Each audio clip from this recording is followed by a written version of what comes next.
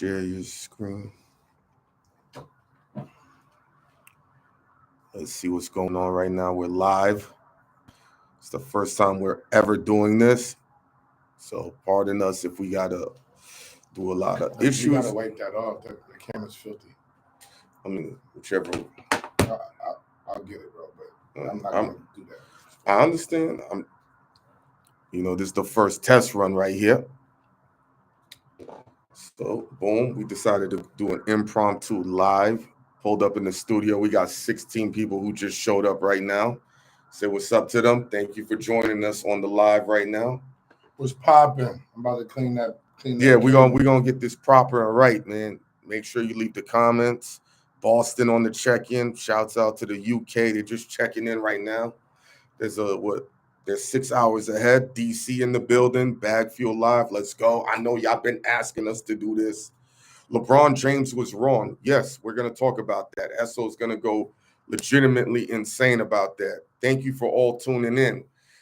We don't normally do lives. We're gonna make sure we bless the people. 50 people just joined in Esso. Make sure you sign up for Esso's university. A lot of people have been wanting to know how to really get into the music industry and business.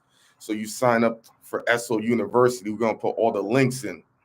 Esso, what you smoking on, nigga? I was smoking on Shice Bubs. Shice Bubs. Salute from Madagascar. Shice Bubsies. Boom. Hey, yo, y'all hit the like button. It's free. Thank you. All the questions you want to ask us, let us know. We're going to clean this camera up and get up. Super.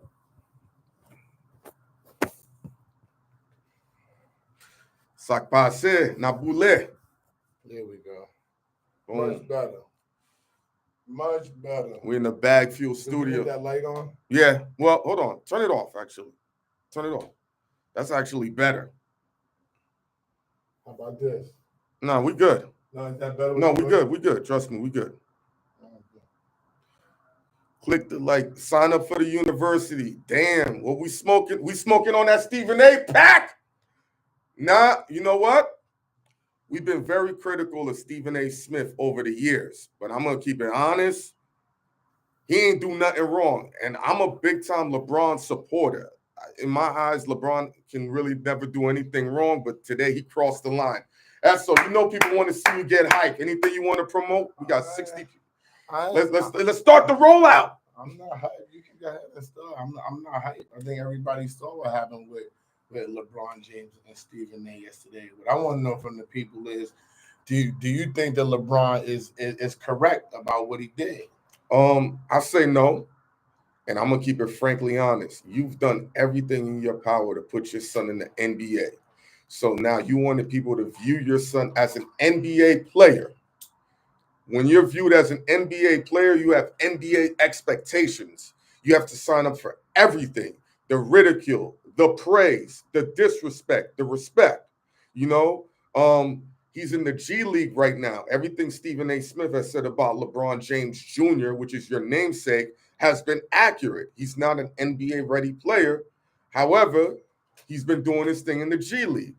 You forced your son upon us. This is what comes with it, And LeBron right now, you want people to view your son as an NBA player. You didn't do anything. You didn't do any justice for him. Now people are going to more look at him as LeBron's kid, as the kid that's been fed the golden spoon. You sat here and went up against a man who's the biggest voice in sports entertainment and sports media, who just signed his $100 million contract, and you're like, keep your son's name out his mouth? I mean, what's up? As you're a parent and you're an athlete, give the perspective. I mean, my perspective is very simple. Like I've been telling everybody, I felt like this dad-son thing was about LeBron James and his legacy trying to surpass Michael Jordan. Yes. And I said 2 years ago, and everybody laughed at me. That's a big fact. Everybody was telling me how Bronny's this and Bronny's that. Salute to Chazzo. Thank you, Chazzo. I told people from jump, I said, have y'all seen Bronny play? Nobody saw him play. I saw him play. Mm-hmm. I told people he's okay, but he's not a pro. That's what I told people. You said that while he was a sophomore in high school. Everybody denied me. People I was one of them. Everybody told me about the basketball IQ and all that. And I said, yo, they're running the same one highlight every summer, all summer. That means he's not playing ball. And if y'all pay attention, Carmelo did what LeBron didn't do. He sent Cayenne to the Wolves. Go get your game right. You have to get out there and play games to actually be a basketball player. Truth be told, Dwayne Wade's son was better than Bronny. And Dwayne Wade's son didn't even get a look, went straight to the G League. And I'm not mad at that. Never seen the bench. I'm not mad at that. You go earn your chops over there. And the last thing I'm going to say about this as we start the live, this is the one thing I didn't want for Bronny James. I said it's too much pressure for a young kid. We're talking about a kid that's 19 years old. He don't come from the gutter like his father. He don't have to go through the same things that his father is going through. This is what people got to understand. You putting pressure on a young boy whose frontal lobe is not developed because he's rich for the legacy of somebody else. And if they really about that basketball life, he didn't have to get drafted to be on the Lakers. Let him just work in silence. There's nothing wrong. There's nothing wrong with that. And then the step to Stephen A about on some father tip, I'm very confused about that. So you gonna be tough on the basketball court and you a billionaire, knowing Stephen A can't even say or do nothing. You're in the middle of the Lakers forum. That's that shit I be talking about. When people got leverage, they show their ass. Nonstop. And I hate that leverage shit. If you was gonna be about it, nigga, say it. Say it. Put it out on fucking Front Street, yeah. Yeah, Front Street, just like you did when Meech came home. You put that on Front Street. You wanted to talk to him. What's wrong with you? You wanted to make it be known. So tell Stephen A the same shit. I argue with my own people. Yo, you gonna scream on her? Scream on him too. Then when you screaming on niggas, I know we gotta fight. I'm gonna back you up all day. Then I know who I'm dealing with. You know what I'm saying? Catching Stephen A off guard, and I'm not a proponent. Like you never been. Yo, look, I can't even say. And he's from Queens. I can't even say I have a dislike for Stephen A. I always rocked with Stephen A. It wasn't until the Kyrie Irving and the COVID thing that I really was like, why is he doing that? Oh, somebody gave a 10. Oh, Jovan, yes. Jovan, shout out to you, Jovan. Thank you for the $10 donation, boy. I really, really appreciate that. You know what I'm saying? Yeah. I just think that these people, and I was in my last statement, the people that are famous, because they got yes men around them, they always think they're right. No, I mean, people's egos is very fragile. No matter how much success you get, it takes a certain caliber to endure disrespect, negativity. People always feel like 1,000% of the world should love them, even though that's not even plausible. It can never happen that way. And, Stephen A also put out a statement saying LeBron came to him not as a player, but as a father. No, he said he didn't put out a statement. He said that on ESPN. Yeah, no, that's still a statement. I understand in a technical sense. And, Stephen A is a father, but Bronny is in the spotlight. He has to be subject to ridicule the same way you want people to praise your son. Because, when Stephen A was bigging up Bronny playing well in the G League, we ain't hear no negative energy. And the one thing you said, Esso, was, yo, you got to show out in the G League. At least do that for me. No. I'm not even say show out. I was just at the point where Bronny I want to see you play basketball. I'm tired of seeing them telling me about a basketball player that doesn't play basketball. What strain you smoking on? Shice Bubs? I only smoke Shice Bubsy. That's all I smoke. I smoke that Bubsy. That's it. No, of course. It's not sprayed. I know it's real bud. It's some of the best bud it's not in sprayed. New York City. Crazy, dog. I protect my body. It's only two things that I do bad. I smoke too much and I drink too much champagne. But I do play ball. I do work out. I do ride bikes. I do eat right. I drink a lot of water. I'm in the sauna every day, but I do drink too much champagne and I do smoke too much. We all got our vices. I think moderation is what it's all about. And you know, I just think about now and you brought up a very important point. This is all because of the legacy of Michael Jordan. That is I think no. Well, you could say allegedly, but that's the only thing he's chasing, to overshadow Michael Jordan. Nothing else. They have him as the consensus number 2 in general, right? So he can only get over Jordan. The only things he can do is compile stats, which won't be enough because Wilt Chamberlain got an insane amount of stats. Karl Malone got an insane amount of stats. So does Kobe Bryant. Kobe Bryant has way more stats than Michael Jordan, but they don't have Kobe over Jordan. So the only thing he can do is have be over Jordan. No, I understand. So even LeBron has. But this is my point. If we talk about championship and winning, LeBron's not over Kobe. I understand. If we really want to talk about it, because LeBron had Kobe won his with Shaq. LeBron had D Wade and Bosh. Yes. Okay. Then Kobe did it with a lesser cast. But he did it with a whole slew of role players and Pau Gasol. But here's the thing, right? And we spoke about this. People already had Jordan over Magic when Magic had 5 rings and Jordan had 3. You know, the rules. Talk about it. Niggas ain't have Jordan over Magic. Bro. I'm going to tell you, bro. All right, bro. I'm cutting you off. I'm going to tell you when it happened. The argument was going down. Magic Johnson went on TV and said, we're going to stop this argument. Michael's the best. That's when it ended. Mm-hmm. When I saw Magic say that, I was like, oh, my God, because Magic's my favorite But did you believe that, though? Yes, if Magic said it. Magic Johnson, let me go my voice. No. Magic Johnson was one of the most cockiest basketball players that ever walked the planet, nigga. Okay? Cockiest nigga. Mm-hmm. So for him to come out and say at that time, nah, Mike's the best. What are we talking about? If Mike would have came and said, no, Bronny's better, we would be like, it's nothing to talk about, bro. It must be something that we not seeing. The same way when Bronny sold all those jerseys. Mm-hmm. And I came back on camera and I said, yo, shit, I'm talking about playing basketball. But evidently LeBron and them know the business of basketball because they just made $50 million off of Bronny. I stand corrected. Yeah. Exactly what I said. But I still said Hynaken. He does not need to get on that court. I don't care how many jerseys they sold. Let this be the phenomenon. Oh, he got drafted. Oh, this is the hype. This is the first week. And send his ass to the G League. Let him get out the spotlight. They could have brought him up at the end of the season and still had the shit to say, yo, the first son and father tandem to ever play together in the NBA. It didn't have to be game 1. To me, I said this before and I'll say it again. You don't rock with this.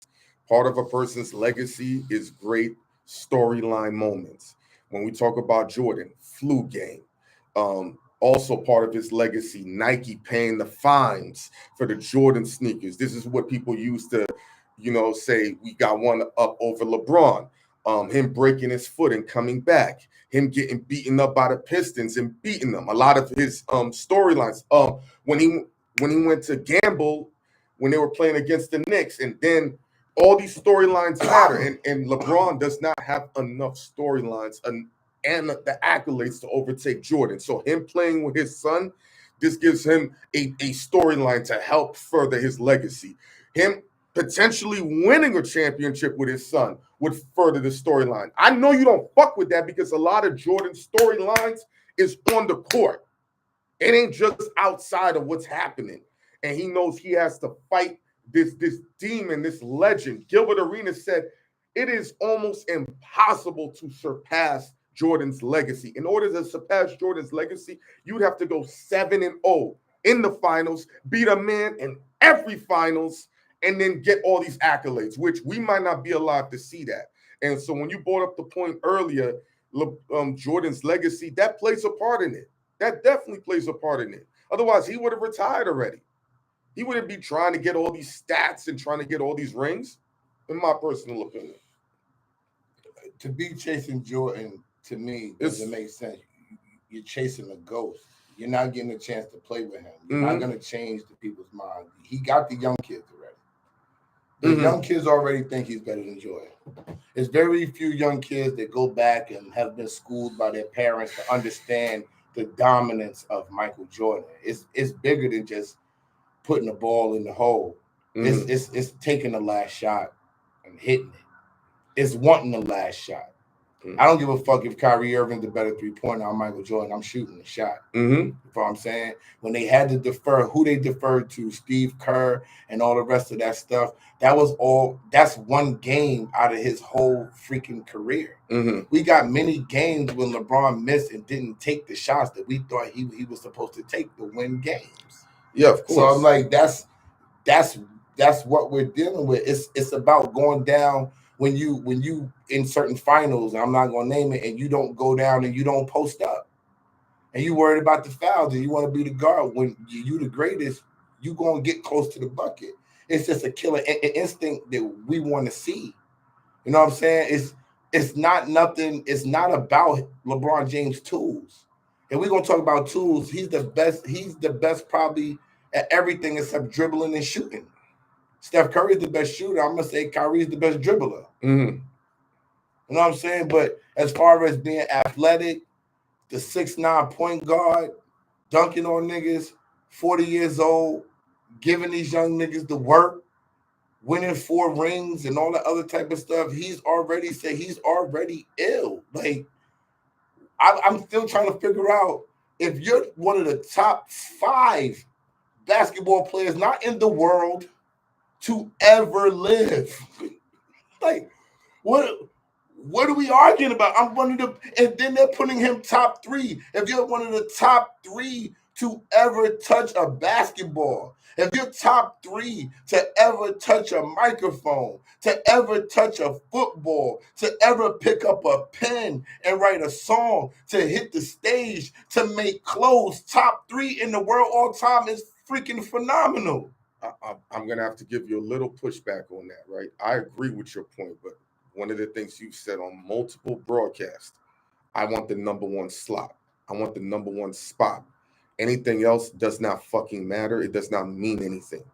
So with that drive and ambition to get the number 1 spot, you have to also identify that in other individuals who also have that same drive and determination for the number 1 spot. He probably will never be okay with the number 2 spot. And if you were in that position, and I'm just assuming, you could correct me if I'm wrong, and you know you could add to your legacy to be the number 1 guy of all time as a basketball player, Mr. Esso is going for it. You're going for it. I've seen you play in the competitive leagues. Yo, I watched that game. Y'all was down 9-2, and you just decided to stop passing, and you just hit a whole bunch of 3-pointers. You dig what I'm saying? And even though you rattled off 7 to 8 points in a row, you were still tight. You lost by 1 point, even though you put up a great effort. And that's just the same type of quality and instincts that LeBron has to want to be that. But, you know, he has a lot of questionable shit that happened to him. That Dallas series, it effed up his legacy. Missing a lot of game winners effed up his legacy. He knows it, and he's trying everything to course correct that and to change the narrative. And this right here going against Stephen A. Smith, I'm just like, bro, everybody just started appreciating what Bronny is doing on the court just off his G League accomplishments. You really set back your son a lot. People are going to look at him crazy. You know, even with Bryce, who's going to Arizona, people are going to look at him crazy. Whereas you got Cayenne Anthony balling. You got Gilbert Arenas' son balling. Nobody's really saying anything. They're just like, yo, this is what comes with being a professional. And this probably is a little bit of guilt, knowing that, yo, my son ain't mentally ready for this. Let me hold him down. But now he got to deal with this. You understand? You got him an $8 million contract. He's a professional, bro. F that, DN on that. You know what I'm saying? S, what's on your mind? What's on my mind is people bugging. People bugging on my phone. Pardon me. This is my first time streaming, and nobody knows that I'm streaming, so my phone's going on. Yeah, no, it's part of the business. With personal business and all this other type of thing. Because we decided to do this shit based upon the LeBron thing. Yeah, it's very impromptu. And I also think that when you're involving your kid, it's very emotional.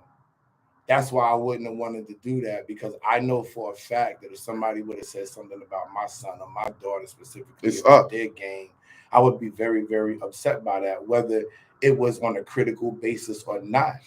That's why I wouldn't want to bring them in like that. As a parent, that's what I told him from a while ago. And I'm a parent who I haven't seen my kid in a minute, and I still would feel the same type of way about that. That's why I was scared to say, yo, why would he bring his son into this massacre, knowing that people are gonna, like, people get at LeBron. Nonstop. You know what I'm saying? They get at him nonstop. The pressures he takes as a grown man and as a father and an athlete, even when we talk about him, because he's so famous, people want to hear your thoughts and opinions about everything that freaking LeBron does. We don't want to talk about LeBron all the time. I've been on camera saying I don't want to talk about LeBron again. Everybody's talking. Can we talk about something else? Not because I hate LeBron, because when you keep talking about somebody, it's impossible for it to keep being good. It has to go to the bad. There's no way around it. And I don't want to be part of that. And it also becomes difficult because when you're watching it, you're saying, I wouldn't do this, yo, because this is what's going to happen. So when it happens, I know I'm not the only person that said that. I know other people had to tell him this. Like, I'm not the smartest person in the entire world. He has a whole conglomerate of people around him. Yeah. I'm not saying that they're all smart, but there's definitely some smart niggas mixed in there for them to get this far. You know what I'm saying? I mean, listen, man. People always want to put their kids in the family business in some form or fashion. And this family business of basketball that the James family has dominated is one of the most high profile businesses you can be in. You know, I remember, I got to be very careful how you were trying to bring certain family members into your business and help guide them. And you were, But let me say that. What's up, S? Was I babying them and favoring them? No, you don't play that. You put them in the torture. And when they did something wrong, I was the one. I said, y'all don't got to talk to them. I'ma handle them because I brought them on. So if I'm bringing Bronny on, I'm telling Bronny, you know they're going to come at you, right? You know it's going to get crazy. You a young dude. Are you able to turn the phone off? Because if you can't turn the phone off, I don't want to cross this bridge with you. I do want you to be the part of the first father-son tandem to ever do this. But if you can't handle it, if you telling me you can't handle it, I'm not going to cross that bridge. That's what I'm talking about. So if he comes to me and says, yo, dad, I can handle it, then we got to handle it. You follow what I'm saying? We got to handle it. When Stephen A is speaking out on it, we're going to go work on your game. We're gonna look at this shit and we're gonna say we're gonna use this as motivation because we knew this shit was coming. They want to kill me all day. I'm LeBron James. So what they gonna do with you? Yeah. Period. That's the approach that I'm looking for. He said his daddy can't turn off the phone. It's funny because that's real. But his daddy can handle his first time this year. Is when he came off the gram and everybody was shocked. He took a gram break. But out of 20-something years and being on the gram for probably 15 of those, he deserves to take a break. That's cool. You know what I'm saying? But that's at 40 years old, and his break was based around his son. We know that. His son was probably dealing with depression in the house. That's nasty, bro. And I know he's probably, I don't know, I feel like he's probably thinking, damn, maybe I could let Bronny stay in college another year. What That's 110% cap. We have those hoodies available. We got a whole bunch of. What's cap? But tell me. No. The quote when you said that. No, it's cap. Yo, Esso's new to live streaming. Yo, No, I thought he was saying. No. He's just showing love. Yeah, we are selling those 110%. 110% cap sweatshirts. Yes. Yeah, he's enjoying life, of course. But You know, I mean, Don't I see Zoe Spencer and all them when they live streaming, they be having mad more fun. We just sitting here talking. Like, no, we having fun. This is our first time doing this. This is impromptu. Is this shit boring or not? Nah, trust me, you would have known it was boring. Is this shit boring or not? Tell me. I need zip with the drip on your shirt. Yo, I can take the truth, yo. Nah. Yo, people already are mad at us. Why would we put zip with the drip up here? Then they gonna hate us all. Like, come on. Yeah, we need to keep doing more lives. People saying we need to do more of these. This was very impromptu. A lot of the times we're not always filming, so we're doing other businesses to help the Bagfuel machine going. But you know, Esso and I spoke and said a lot of people have asked us to go live. Let's go for it. You know, it's very impromptu. This was a big subject matter for us to address. But when we go live, I want to like, is there any way for the shit to come across the screen so I can see it? Because I want to take what people are saying. Right here. Got to be over here though. I mean, maybe I can adjust. Yeah, I want Ghost could fix this up where I could just see the shit because I want to do like Q&A. I want to know what people are thinking. I can read it and tell you in real time. If y'all have questions y'all wanted to ask us, especially send the super chats. We'll answer a lot of the questions, B. Yeah, fuck that. You want to know some shit? No, but join my university. Yes. You know what I'm saying? It's only $47 a month, and it's only one day a week, every Thursday from 7 p.m. to 8 p.m.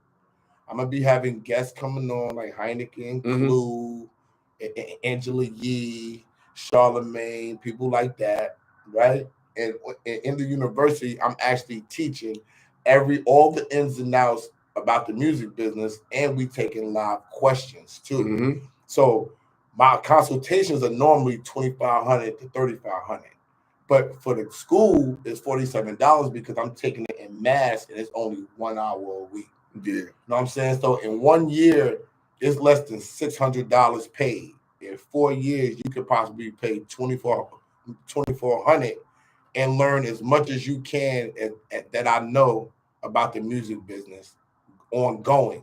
It never stops. Podcasting, whatever facet that you're talking about, management, setting up, whatever. You come to the school, and I'm going to be teaching curriculum every Thursday from 7 to 8 p.m. starting April 3rd. Salute to Raven with the $10 super chat. Any question you want to ask? Yeah, we're definitely lining up the interview with Star. You know, he don't live out here in New York like he used to. So that's his man. Yeah, I talk back and forth with him on the phone when we can. So Star has been very instrumental in my career. One of the best advice he ever gave me when it came to interviewing people, he said, these people are here for your entertainment. You're not here for theirs. And that's how come, you know, whenever we start hating on NYC, yeah, he can. I don't care. What's he hating on? Who knows? Maybe he's saying New York is done, it's fucked up. Who cares? Like, New York lit right now. Yeah. Can nobody hate on it right now? We back. It's lit. The parties is lit. Yo, dope question from Lenny. Lenny, if you really want an answer on the top 5 managers, send that super thanks, yo. I'll answer it. You want to answer it for Lenny? All right, cool. I ain't gonna do it like that. No, this is not 1 through 5. This is just the 5. Mark Pitts. Mark Pitts is dope. I patted myself after Mark Pitts. Benny Medina. Chris Lighty. Barry Gordy.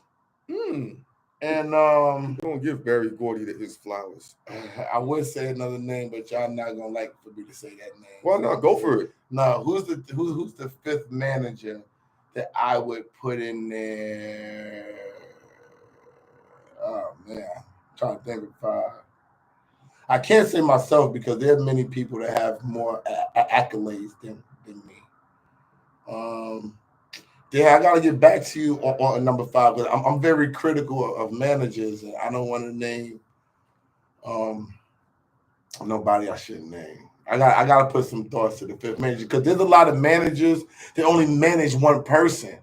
Like they were good managers, like Celine Dion's dude that passed away. He was dope, but he only had Celine. What's y'all take on Little Ronnie and his daughter dying in a shootout? I don't know why nobody wants to rap. I don't. That's my take on it. I don't.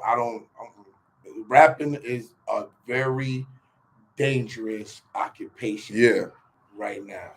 And there's no code of honor in the streets anymore, especially with young individuals. It's like back in the day, you would get a pass if you were with your family or if you were in particular locations. There was a code of conduct. And oh, I got my fifth manager.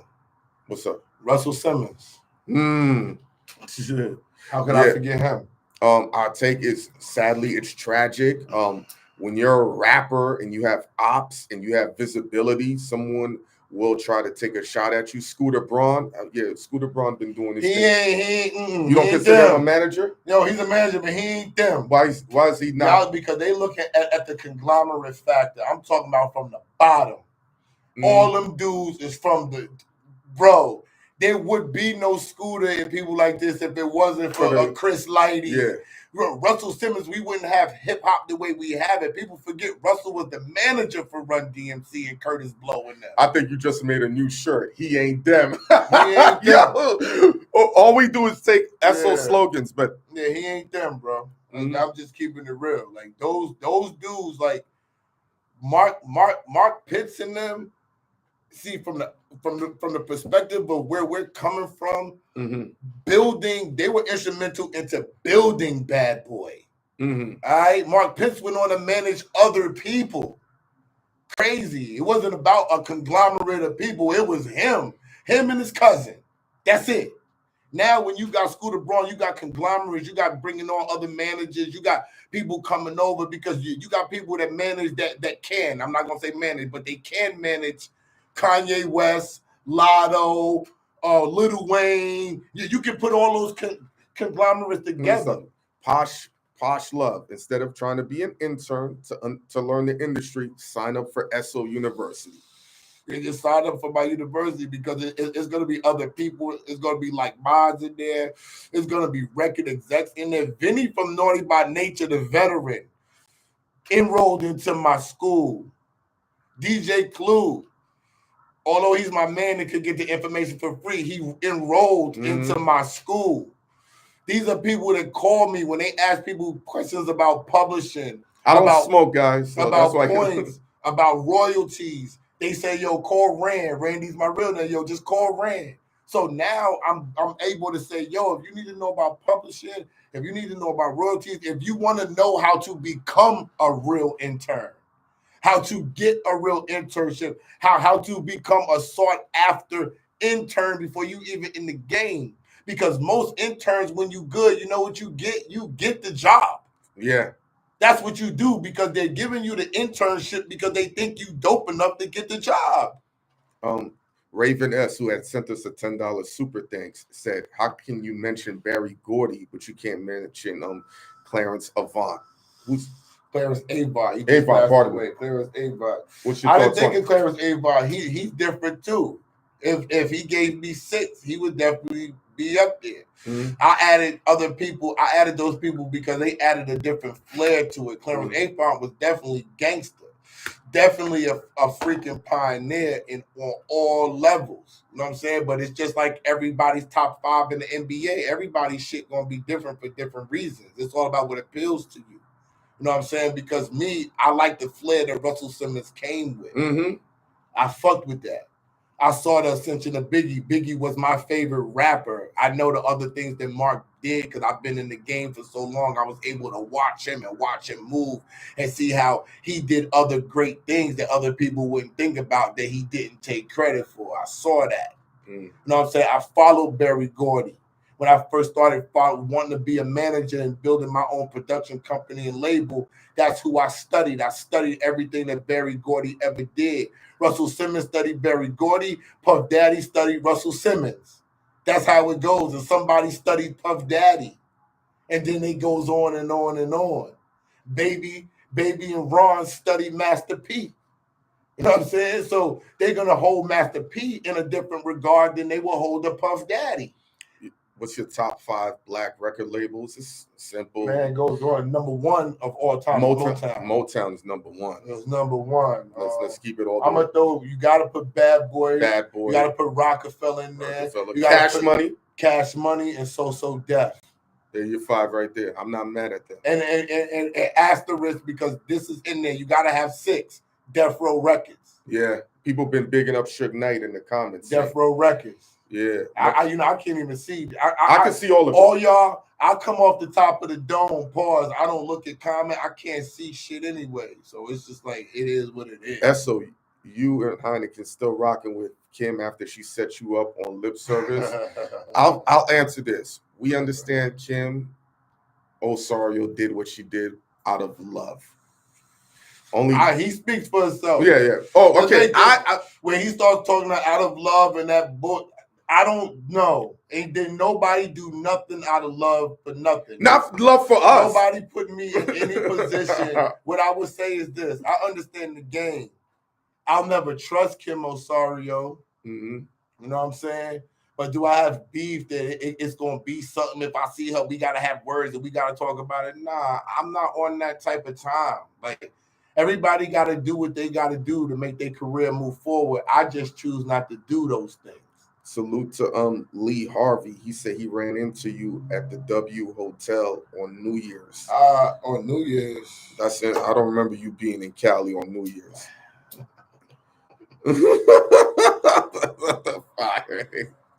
I was with my mother and father for New Year's, bro. Yeah, maybe he's talking about a different New Year's. He probably talking about the Grammys. He probably just said it wrong. Somebody just ran into me at the Grammys. Yeah, now we was out there when we did the WAP 100 interview. We did the Glasses Malone, the Mizza. My phone glitching. Am I going to rewatch? Yeah, you could do that. Boom. We'll probably put this out for people to consume. Oh, we can save this and put this out too? Mm-hmm. He said he met you in the I don't elevator. want to put it out. No, because then that makes people not come to live. Stephen A doesn't cover white sports like NHL and baseball aggressively like he do the NBA, NFL. He don't know because if we want to keep it real, he said this. He's a basketball guy. Football, he's not really. Yeah. He's not a football guy. He does it because he can. Mm-hmm. You know what I'm saying? But he said he's a basketball guy. That's why. You know and plus, ratings for ratings. Nobody really gives a crap about NHL and baseball like that. Baseball is. Do it matter what he covered, whether we agree with Stephen A or not? Pause. Who's bigger? What you mean? Who's bigger? He's the man. No, of course. The fuck. You know what I'm saying? Like, he's the man. Like, they said Stephen A. Is that an accurate description? He does not disrespect white athletes like he does the black. Well, majority of basketball and football is black athletes. Hey, y'all know his boss white, right? Fuck out of here. He got a boss. Okay.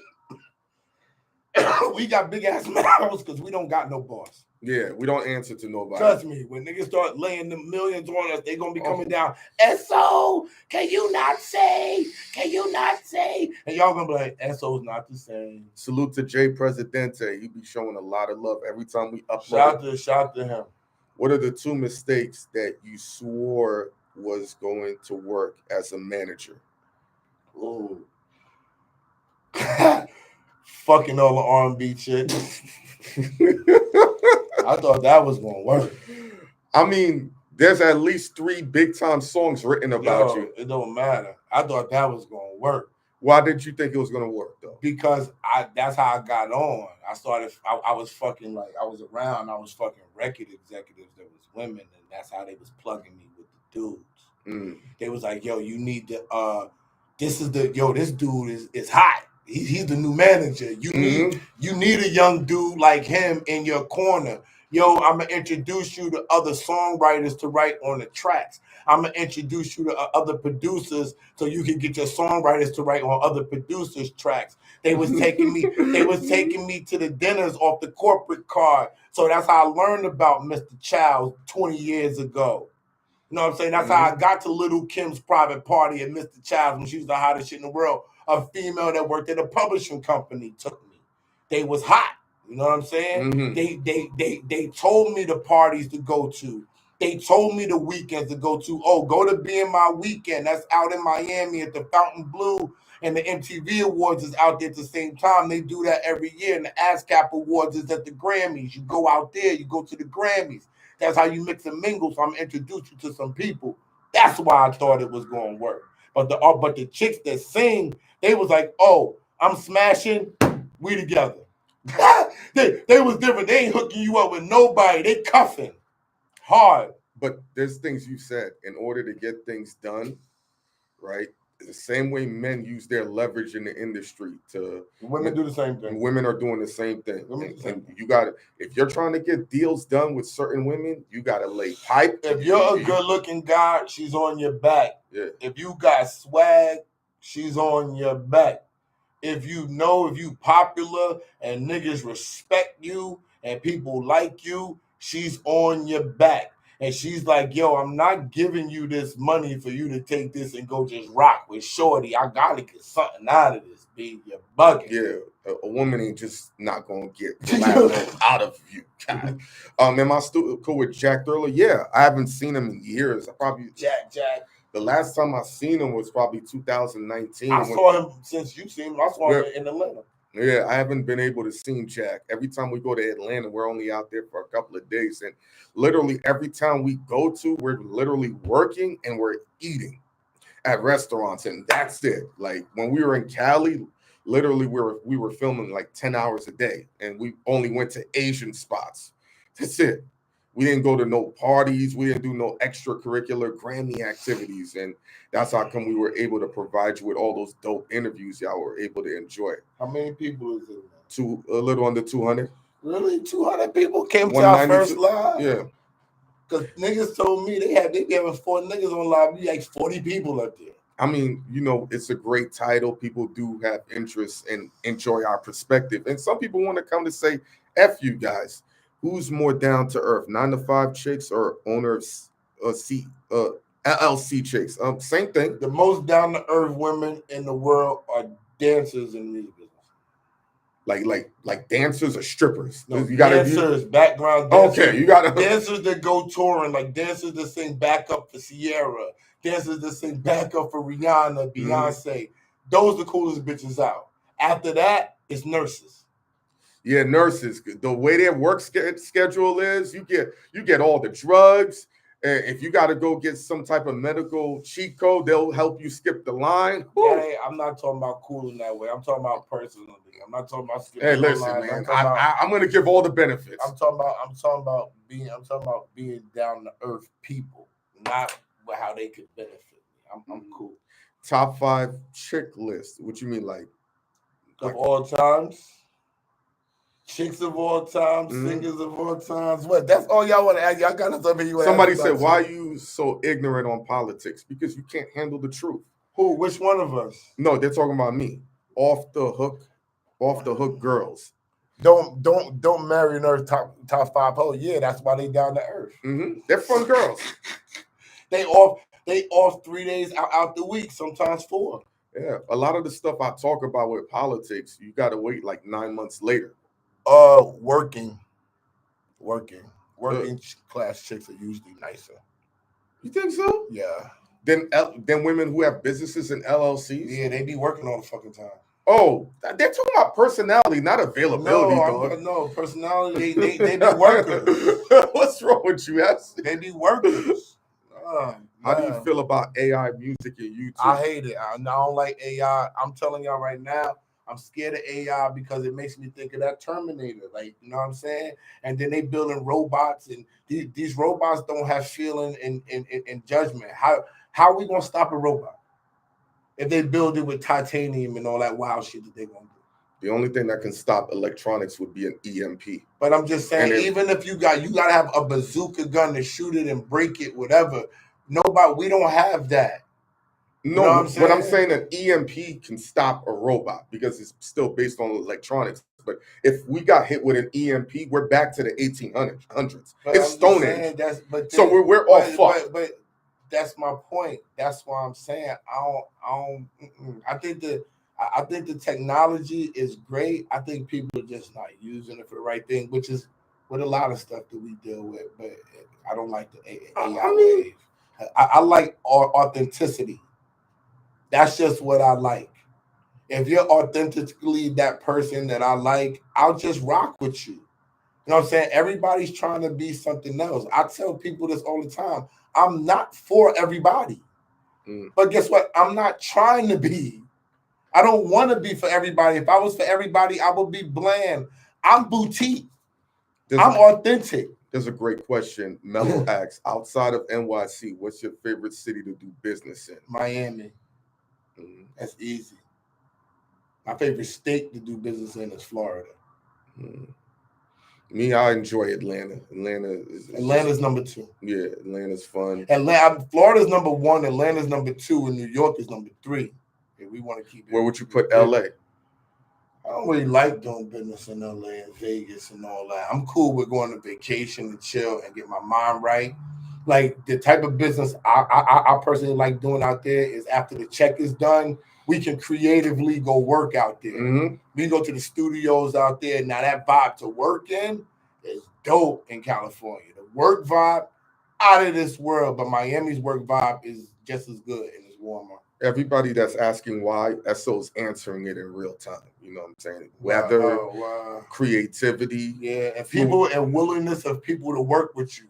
People in Atlanta and Miami and California, they're willing to mix and merge and vibe. In New York, you got to be hot.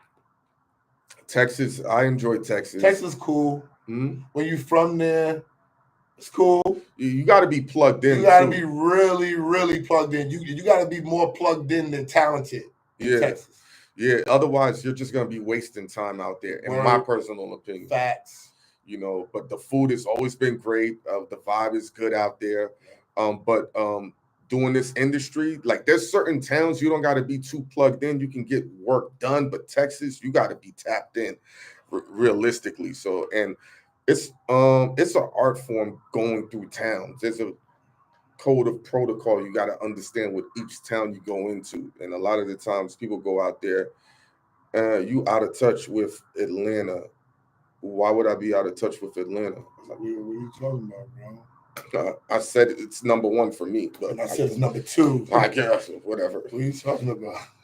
Yeah, we're definitely going on the road. Esso has a lot of towns that we mapped out. So DC. They say I'm too expensive. Please, they'll figure it out. Esso, major props to you for always keeping it a stack. As a fellow New Yorker with a speech impediment as well, stuttering. You stutter too, bro? You make it known that anything is possible.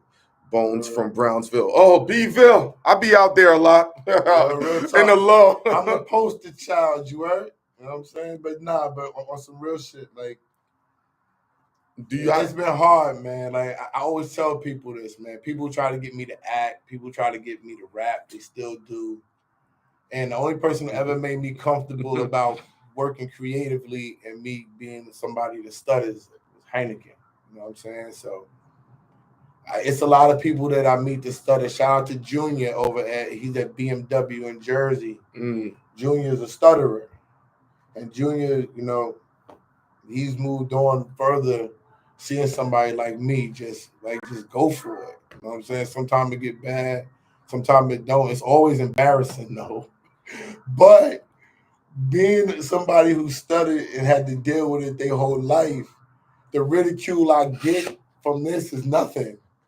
That was heartbreaking when I was a kid, you know. Like can't even imagine. But being a star ball player and baseball player, it kind of soothed it a little bit. You got passes, and like Jim Jones tells me, you know, I got the language for the chicks, is what Jimmy says. So since I always had the language for the chicks, you know, they always made me comfortable. And most young boys and older men do everything for the women. So if they were telling me it's cool and it's all right, I walked around with confidence. I think everybody else that studied should too, because all it is like slow your ass down. I think because, you know, what I noticed with people who stutter, because I got a lot of family members, and I've said this to you, the brain is moving faster than life, and people that stutter, they want to make sure they get every letter, every word, and every moment out accurately, and their mind is still moving faster than what the words are, and that's just what it is. And I know, like, when you're always giving out the information, you don't want to leave anything on the table. You want to make sure you get every message across effectively. You know what I'm saying? I'm from LA. Love the East Coast. Salute. Who's the woman in the back? Diana Ross. What's y'all take on Fat Joe saying Puerto Rican started hip hop?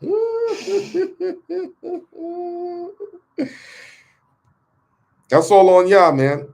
Because everybody, Lord Jamar said it the best.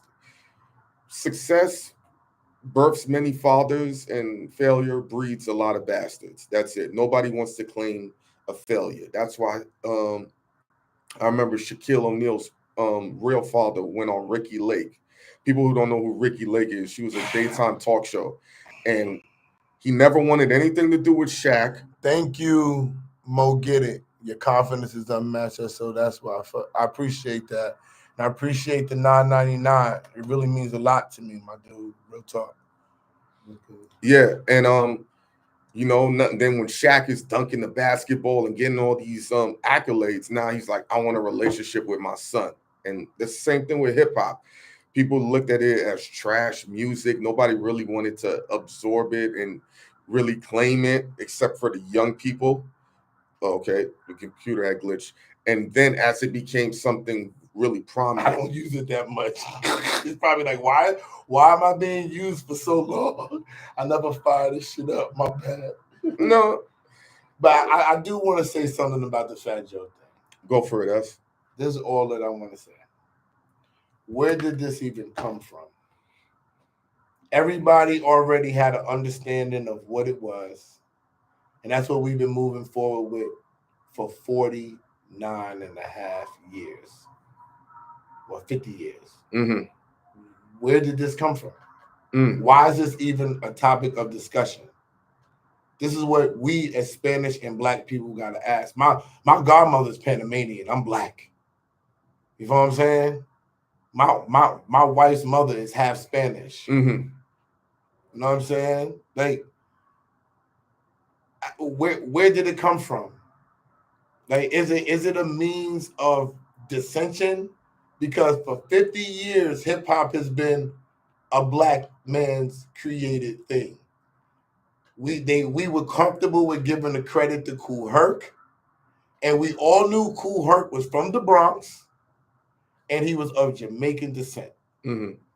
Nobody ever said hip hop had anything to do with reggae, salsa, merengue, nothing like that. The only thing that they threw in there was jazz.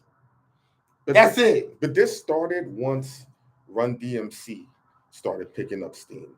Jay-Z, Diddy, Tupac. Now everybody's like, yo, I want to be a part of this. When Snoop Dogg becomes a household name across America, oh, I want a piece of this. I want a piece of this. I know that there are Black men and or white men and or Cuban or Russian men involved in other aspects of the creation of music. Black people invented rock and roll. Mm-hmm. That is a fact. They don't deny that. And white people came and took it and changed it and made rock and roll about this. And Black people moved away from rock and roll. What do we all do? We trendy. We done with that shit. Black niggas was the first cowboys. We ain't riding no fucking horses no more, nigga. We whipping. That horses shit is behind us now. What are you talking about, God? That's how we do. Jazz. It's boring now. You know what I'm saying? Disco. We sniffed enough coke. Let's move on. Hip hop. But hip hop stayed. Now the hip hop stayed. Niggas ain't think this shit was gonna be here for 50 years. This shit stayed and nobody don't want to do nothing else. Now niggas I be like, yo, where this shit come from? For real. Oh, there was a Russian nigga in the back. The Russian nigga was playing the drums for Kool Herc. Russian niggas fucking made this shit. Who cares? Why are we changing the story around now? Like everybody, do y'all notice that everywhere they're trying to change the stories? They're trying to eliminate the story of slavery. Shit ain't really happened. Fuck we talking about? So why would they not do this? And we can do this and cause dissension between two quote unquote minorities. So Lenny sent the $10 super chat. Why do we have a rock and roll Hall of Fame and not a hip hop R&B Hall of Fame? We actually do have a hip hop. We do. Yeah. I was about to say because niggas can't come together. Yeah. Oh no, we have a hip hop museum. Yeah, we don't got no Hall of Fame. That's my fault. My fault, Lenny. Yeah. Somebody with credibility gotta want it. Yeah, I want us to do this once a week. We'll start doing this once a week for sure. Yo, guess what, y'all? I've been on their neck about doing more filming and trying to do this live stuff. I've been on their neck. Pause. We have great convos. I appreciate that. We both appreciate that. Sometimes, we just want to get the best perspective. We know what it is for people to watch content, especially me, and figure out the best way to deliver it. I don't watch content, y'all. He's just a natural. I don't watch it. So. I'll go smoke. Smoke what? No. I don't want to say that, but I appreciate you for that. He gonna chill, but it ain't that. No, everything's all love, man. Keep it honest. We all in a good space. Bro. We all delivering it up.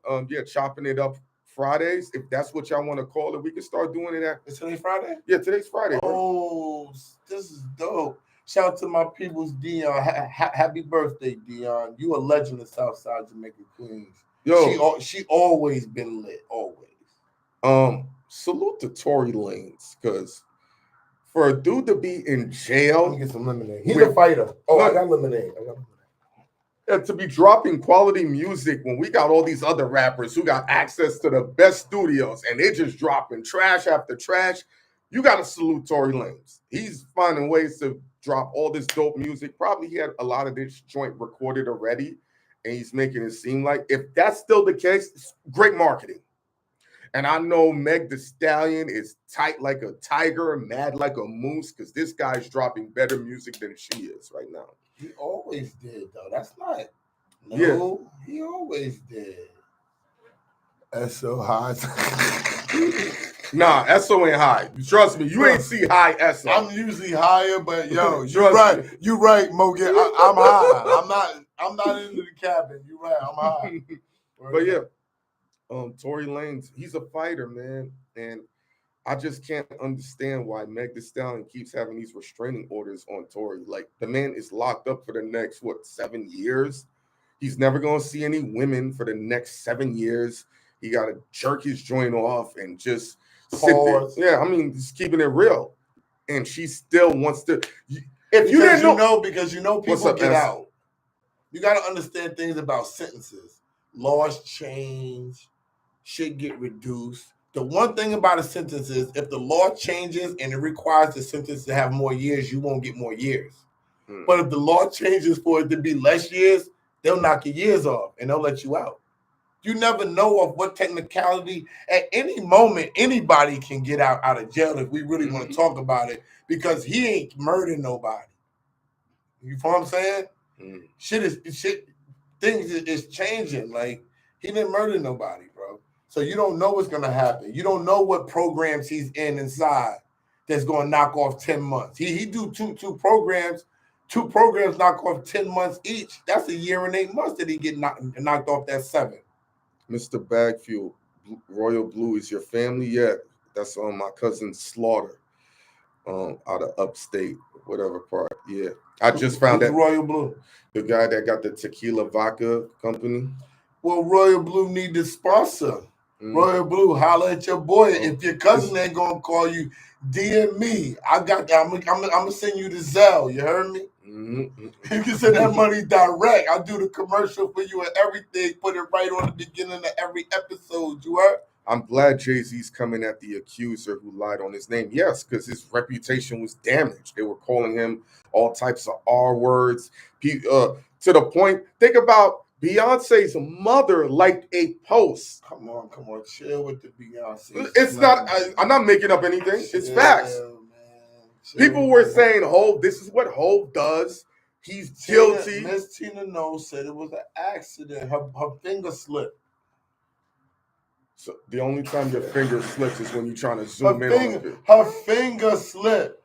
Man, chill. So man. Esso, if that was the reverse, and they said Hynaken like the post where X, Y, and Z was going at you, you're calling my phone before I even can see the phone ring. And you be like, yo, what's this all about? It's an accident. No, bro, it ain't an accident. How your finger slip? Esso said, chill on the Beyonce talk. Well, you know, Esso and Beyonce has music together, so they did magical stuff in the studio. So, you know, Esso ain't ever gonna downplay any client or individual he worked with. He's my favorite. Period. Yeah, but yeah, Jay-Z needs to go after all of these people. The accuser, you have to learn, you can't make up stories for financial gain and think there isn't going to be penalties for trying to play this game, because you did not care that Jay-Z's family was getting ragdolled. You didn't care that his empire was down to be collapsed by your words. It cost him a lot of money. Yeah, $20 million a month. Whew. Esso, $20 million a month. Who's your NCAA 20 sleeper teams? Oh, this year? Yes. Oh, sleeper team. North Carolina. Interesting. They're making a run right now towards the end of the season, and they play Duke tomorrow. If they beat Duke, watch out for them making a run inside the tournament. That's one. Who else would I pick?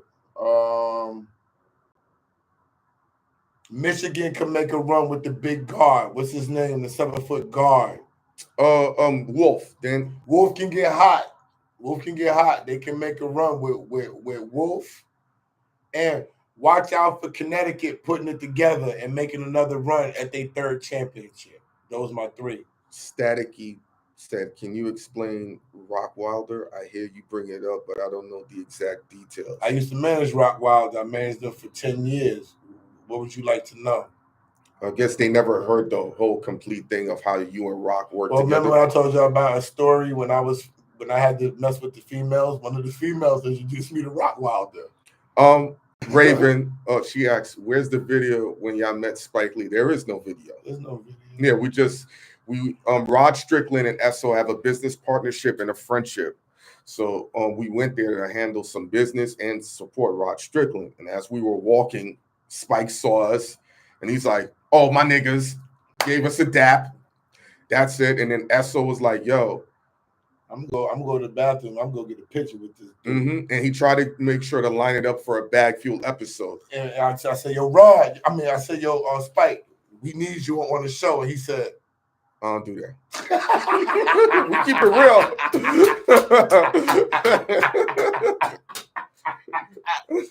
Nah, bro. Bugging. And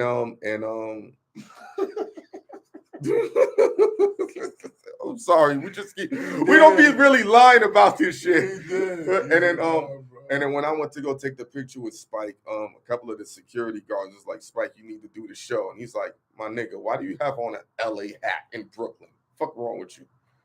That's why you see him pointing at the LA hat, making fun of it in the picture. What's our predictions for Roach versus? Come on, y'all know the prediction. No, for the rematch. Y'all know the prediction. Roach for the win. We team Roach. I know you seen the videos. We was the only one of the 2 of the 5 people in the whole Barclay beside his family that was going for Roach. Okay, Team Roach all day. Shout out to Lamont. Shout out to Nilo. Shout out to Papa Roach Senior. You heard?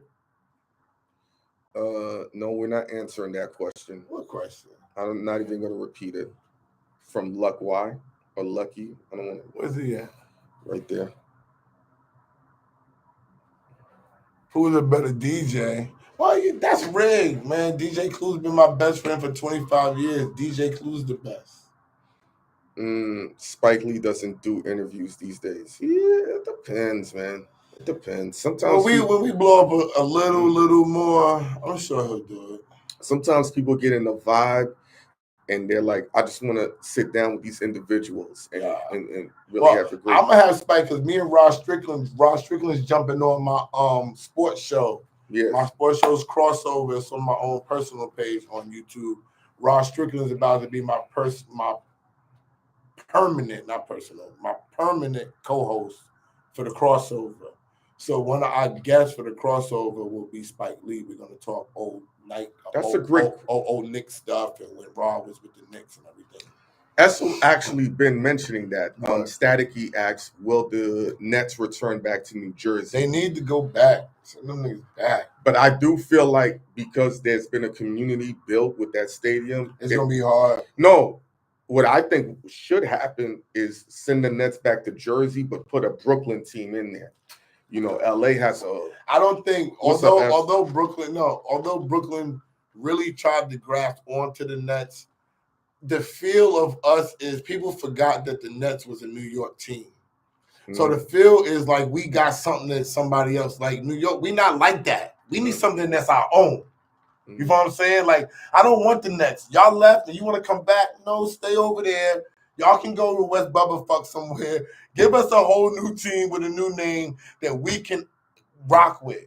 Even the Nets fans didn't come and keep coming to Brooklyn from Jersey, yo. Like, let them niggas stay over there. Let Jersey gotta support their pro teams though, bro. And they not doing that. Shouts out to Miss Old School. She said she's a big fan of yours. Thank you, Miss Old School. I appreciate you, bro. 96 asks, what kept y'all stayed motivated starting out Bagfuel? What kept us motivated to keep doing Bagfuel? Motivated when starting out Bagfuel. I mean, I got a hunger to succeed, and I love this, right? Mm-hmm. I love doing what I'm doing. But in order for me to keep doing it, I had to make money to survive, to pay my bills. You know what I'm saying? So yes. When I'm leaving stuff behind, I'm leaving making management money. I'm leaving making promo and marketing money because I'm following a dream of something that I think that I'm good at. And I want a Hollywood star. Everybody knows that. You know what I'm saying? So I'm just a motivated person to succeed. I want to help my family. I want to live a good life. I want to eat good. I want to drive a nice car. I want to wear nice clothes. I want to smoke the best weed. I want to have the best jewelry. You know what I'm saying? That's just me. So I just wake up motivated to do more. You know what I'm saying? So Bagfuel is just one of them. Pretty much he described the American dream. How do you hold your laughter when doing them freestyle videos? It's hard.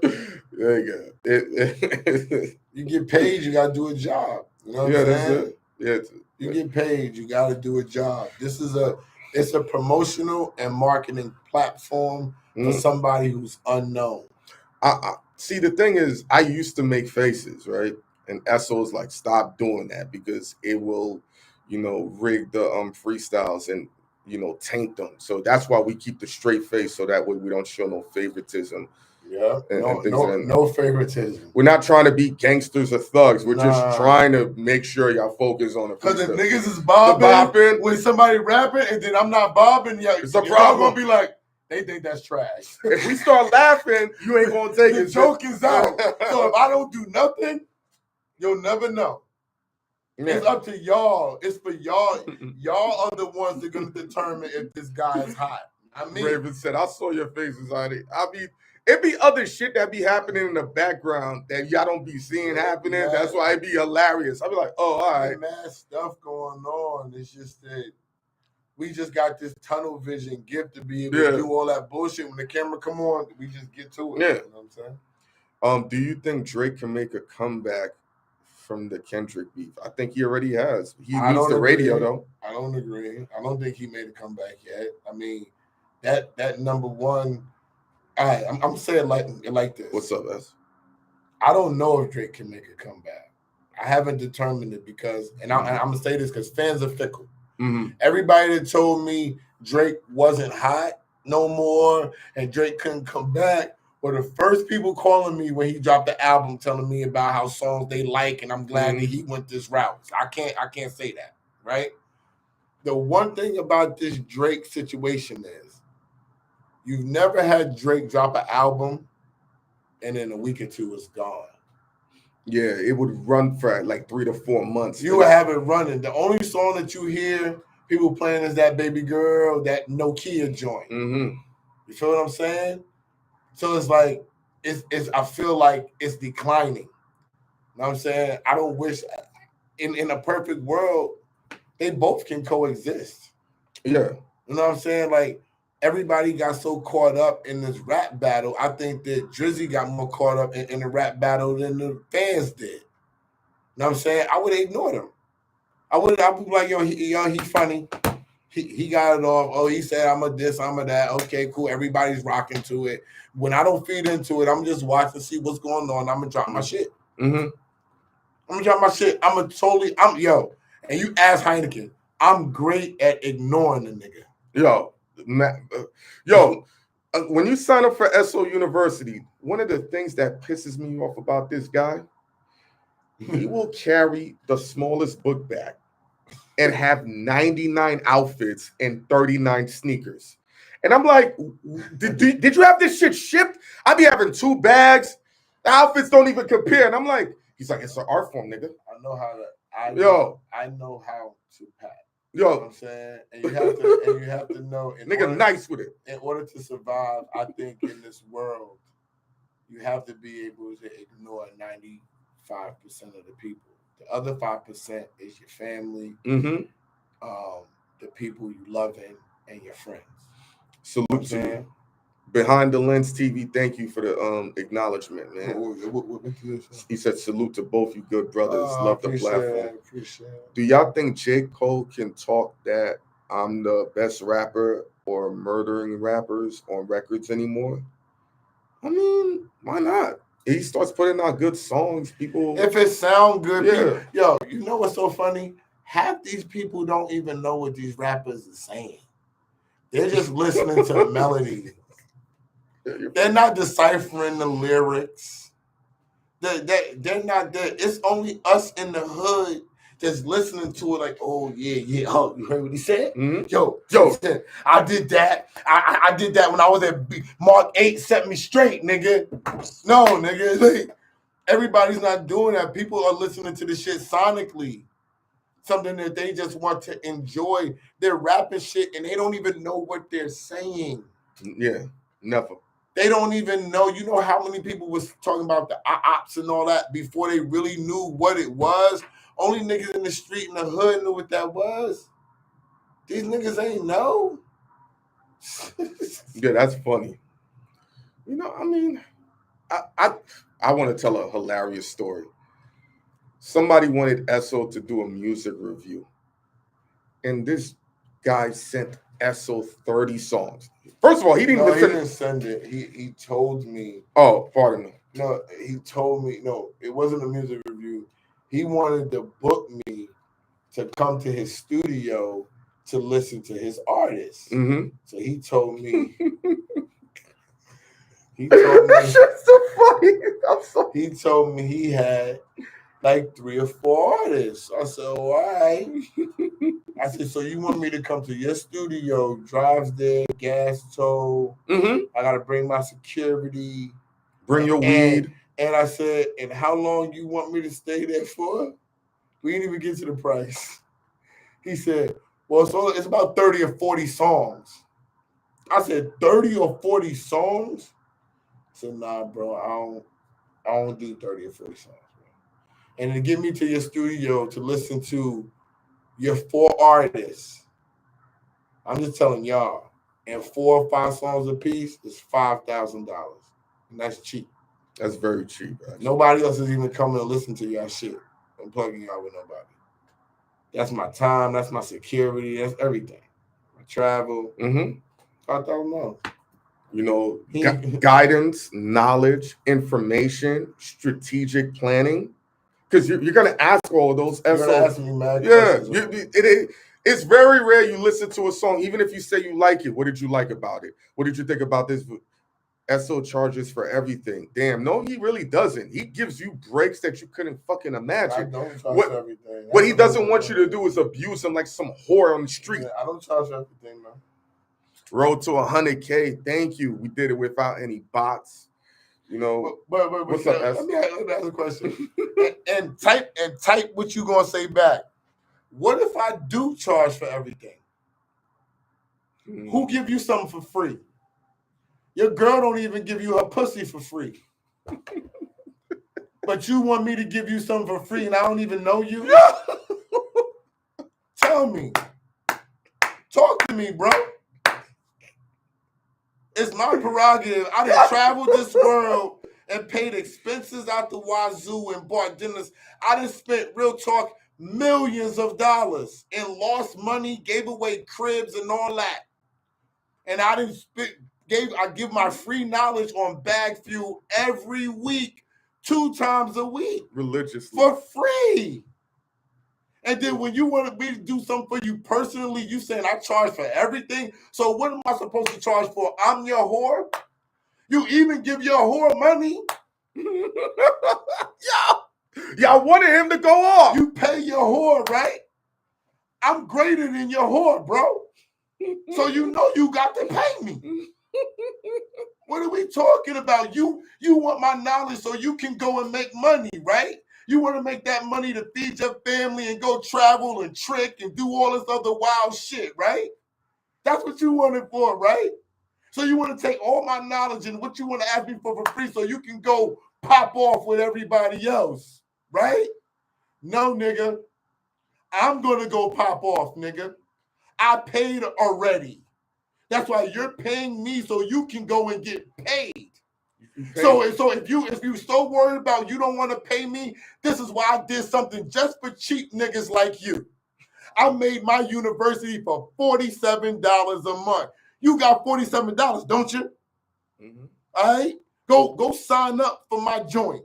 Go DM me, Fly Guy. Do whatever you got to do. I'll send you the link, and you'll get all the knowledge you need for $47 a month. If you pay for my university for a whole year, it's still less than $600. You can't even get pussy that cheap. Mm-mm. You barely getting a pair of fly sneakers for $600. Niggas is buying hats for $600, my nigga. So why don't you do that instead of worry about what I get paid for? Thank you. Who got the next question? And if you really break it down, that's less than $12 a week to get this knowledge. What you talking about? You can't even get bacon, egg, and cheese. He got on late. He didn't realize that we told him I got a whole school that I'm starting for people who can't afford it. See, paying me $2,500 to $3,000 and change is when you get to see me personally. You get to come with everything you need to know for 3 or 4 joints. We can eat at a restaurant. We can get a private location. You get to take your pictures. You get to do your video. You get to pop your whole content shit off when you come see me personally. And you never know who's going to be with me. That's the benefit of paying me the cash. Yeah. But I realize everybody can't do that. People got kids. People still deserve to learn the game, even if they can't meet me and afford to meet me personally. Mm-hmm. So I said, yo, let me figure out a way. It took me a long time to figure out how I could give back and still get something from it. People are asking how they can sign up. Go to bagfuel.com. Or no, for your school. Pardon me. Right now, it's private enrollment, meaning it's launching Sunday at my business brunch. Mm-hmm. If you really, really, really, really want to do it for real, just go to my Instagram right now. ESSOWRLD, no O. I got like 124,000 followers. That's me. DM me and say you want to join the university, and I'll send you the link and you can sign up. It's very easy. It's really $47. That's to initiate you, and class starts April 3rd. It's every Thursday from 7 p.m. to 8 p.m. every Thursday on Zoom. Somebody asked, I think Sheen, is it easier to manage a dancehall artist or a hip-hop artist? They all difficult, bro. Yeah. All artists. It doesn't matter what they do or sing. It's the personality. They all crazy. Just because they sing sweet songs don't mean they're sweet, motherfucker. What's some of the difficulties you had with the pop stars, Esso? Because, you know, people want to really manage hip-hop acts, but you made your bones a lot. How can I link? I don't know what that means. Either hit bagfuel.com, hit us on our DM if you want to be on the show, if you want to sign up for the school. Yeah, DM me. Just DM me on Instagram, ESSOWRLD. As soon as I get off of this, I'm gonna go to it. I got a general manager for the school and everything. His name is Lawan Springer. Everything is all official. You sign up the first month this way. If you like what you're getting, we're gonna put it on the school app, and then they'll deal with the reoccurring charges for every month and all that. You can stop it whenever you want to. You're never obligated to keep going against your will. I don't believe in that. We got to get Sub-Zero on the show. Salute the Deep Freeze. I ain't seen him in years. Last time I did an interview with him was he got that show with the other dude that they be screaming on everybody, right? Yo, bro, what y'all want to put us with the most controversial people? People already hate me and him because we got big ass mouths. So then you want to put the first person that says Zip with the Drip and Sub-Zero, like, oh my God, like everybody's gonna hate us all for that. I had classic interviews with shout out to Sub-Zero though. I see you doing your thing, Sub. I ain't gonna cap. Deep Freeze, DJ. I see y'all. What do y'all think about the young lady who lost her 2 children in a parking garage initially from hypothermia? However, it came out that they died from carbon monoxide poisoning. Well, go to the chair, baby. I don't know about that. I think she left her kids in the car to go partying or something with niggas or whatever. Damn, I need some champagne for this live stream shit, yo. Yeah, no. This is our first impromptu. Shit, I should have Uber Eats one of them champagnes. Yeah, I got a funny story for y'all. So online, there's some guys that I know that they talking trash about women, right? So my God. So they supposed to be women aficionados, right? So they talking trash about women. So somebody that jumps into their comments that don't know that I know them, and they killing them. They like, yo, if you really want to know about potting, you need to holler at this nigga because you trash, right? Look, he texted me hard. Do you know this nigga? Look, he texted me. Because people that rock with me is like they the brigade, bro. They not playing because certain people get to meet me and they realize that I'm exact. Nothing that you see is made up. This is just me. Like it's not, and it's not always good. Like I don't think people could deal with it. Not too many people going to be able to deal with my type of personality on an ongoing basis. So it's not always the best thing to have that personality. It's very few people I feel like I've ever been kindred spirits with. Can we do like old school artists? It depends. What you mean? What old school? We do old school artists. They want like what's old school? Tell me. Type of old school person name. Right there. Type one in. Type it in. I just seen it. Subscribe. You haven't yet. We gonna get to 100K real soon. It's coming. Like, yo, nobody even thought that we would even reach 100K. So are we going 2 years and 4 months? I'm sorry. Are we going to the Vibes Cartel concert? I'm not paying $2,000 for a ticket, bro. They're gonna have to get us in. You know what? We could get passes. He's talking about 2,000, but them trying to be too wild for me, yo. Nah, come on, Esso. They call. Where's the old school artist? I'm waiting for you to type it in. Lord Jamal, we did Lord Jamal already. Our joint went viral with Lord Jamal. Redman, that's Esso's man. Nah, I didn't play college ball because they didn't want to give me the scholarship until I was a junior when I went to Morgan State. So I was like, I'm not gonna use my loans and play. I didn't understand the politics. My frontal lobe wasn't developed. Yeah. Somebody said you was gonna say that. They said I was gonna say my frontal lobe wasn't developed. It wasn't. 40 and up only know George Clinton, young niggas. Bigger figure. We do a lot of 40 and up. Posh love. But a lot of the people George Clinton won't sit down with us. Yo, them old school dudes. They don't do anything. They be the difficult dudes. We be trying to get them. Roxanne Shante. I might be able to get Roxanne Shante. We're trying to work on Rod Digger. But George Clinton and Charlie we Wilson. Did Eric Sermon. We did E. Sermon. Yeah, TK Kirkland. We trying to make that happen. LL, they turned me down for LL. We would do B2K. I could do B2K. Then I don't consider them old school. L, we tried to get L when L was going on his we just gonna make it happen. And my man, the vice president of Def Jam, and L said he just really wanted to do radio. That's it. He didn't really want to do podcast. No podcast. Good luck with that one. That's what he said. We just left out west. We were just out there. We invaded the west. We was out there for 7 days. Y'all funny, Math Hoffa. You funny guy.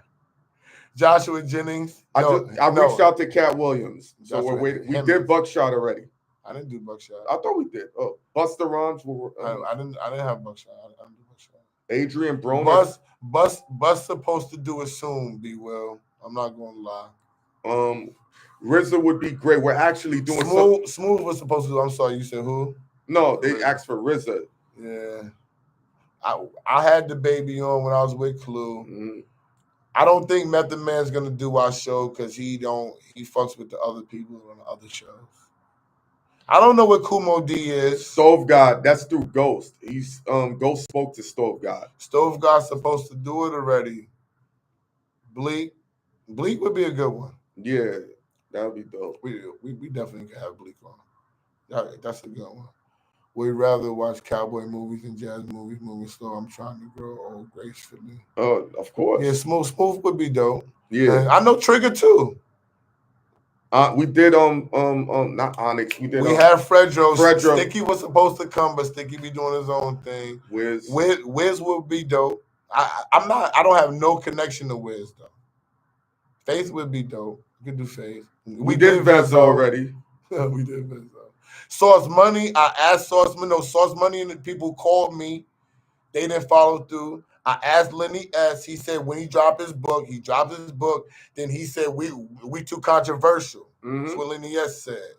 Oskino, Esso spoke to him. I spoke to Oskino already. Oskino's down. Tretch was been supposed to do it. Yeah, just couldn't materialize that. Tracy Lee was supposed to do it already. It's mad people like we were supposed to do Trick Daddy, but that's Trick Daddy's fizzled a little bit. Soldier Boy. Yes, big Soldier would go viral. And Soldier's manager Theo's my man. But Soldier, we're never where Soldier's at for some reason. And I gotta connect to Soldier too. We were supposed to do Havoc. That canceled 4 times. Havoc, he came late. Yeah. He didn't know. He said his manager booked it. And he didn't know, and he came 2 hours late, and we had to roll out. We was waiting for him for 2 hours, bro. Ace Boy pun. I'm not. Luke, maybe when we go to Miami, it's a lot of the Miami people want us to do the interview in Miami. Yeah. We did Ralph McDaniels, but it was 30 minutes, so we don't consider that like enough for the viewing. And he wants to circle back. Of course, we would have Mariah Carey, but she ain't doing it. Be will. Mm-hmm. He will. Be will. I'm not on Mariah Carey level yet, Be will. Soon, but not yet, Be will. Yeah. Kevin's supposed to do it, but Kevin act like he really don't want to, people, because we're independent and we're not tied into nobody, people sometimes worry about what we're going to ask or say. Mm-hmm. Steve would be dope. Yeah. Now, whoever asked me about the managers, Steve Stout, one of them ones. Steve Stout, the commissioner. Steve Stout, the commissioner, one of them ones with the management. You know who else is a dope manager? Kevin Lyles is a dope manager too. He's not just a record exec. He's a manager. He managed Trey Songz for a long time. Lee Harvey said he took the photos that he took with you at the W. As I just sent to for. I bet. I told you it was February. It wasn't no New Year's. I said it was probably the dude from the Grammys. Yeah. Ed Lover. That'd be dope. Yeah, Ed Lover. But see, dude from Grammys, you telling people I really be outside. You know what I'm saying? We spoke to Red. Red knows both of us like separately. Red Cafe is supposed to been do it. JR Ryder canceled. Yeah. Then he gave us a date. Then we had to cancel on him because our cameraman was gone. I don't know how to reach Chubb Rock. I reached out to Special Ed already.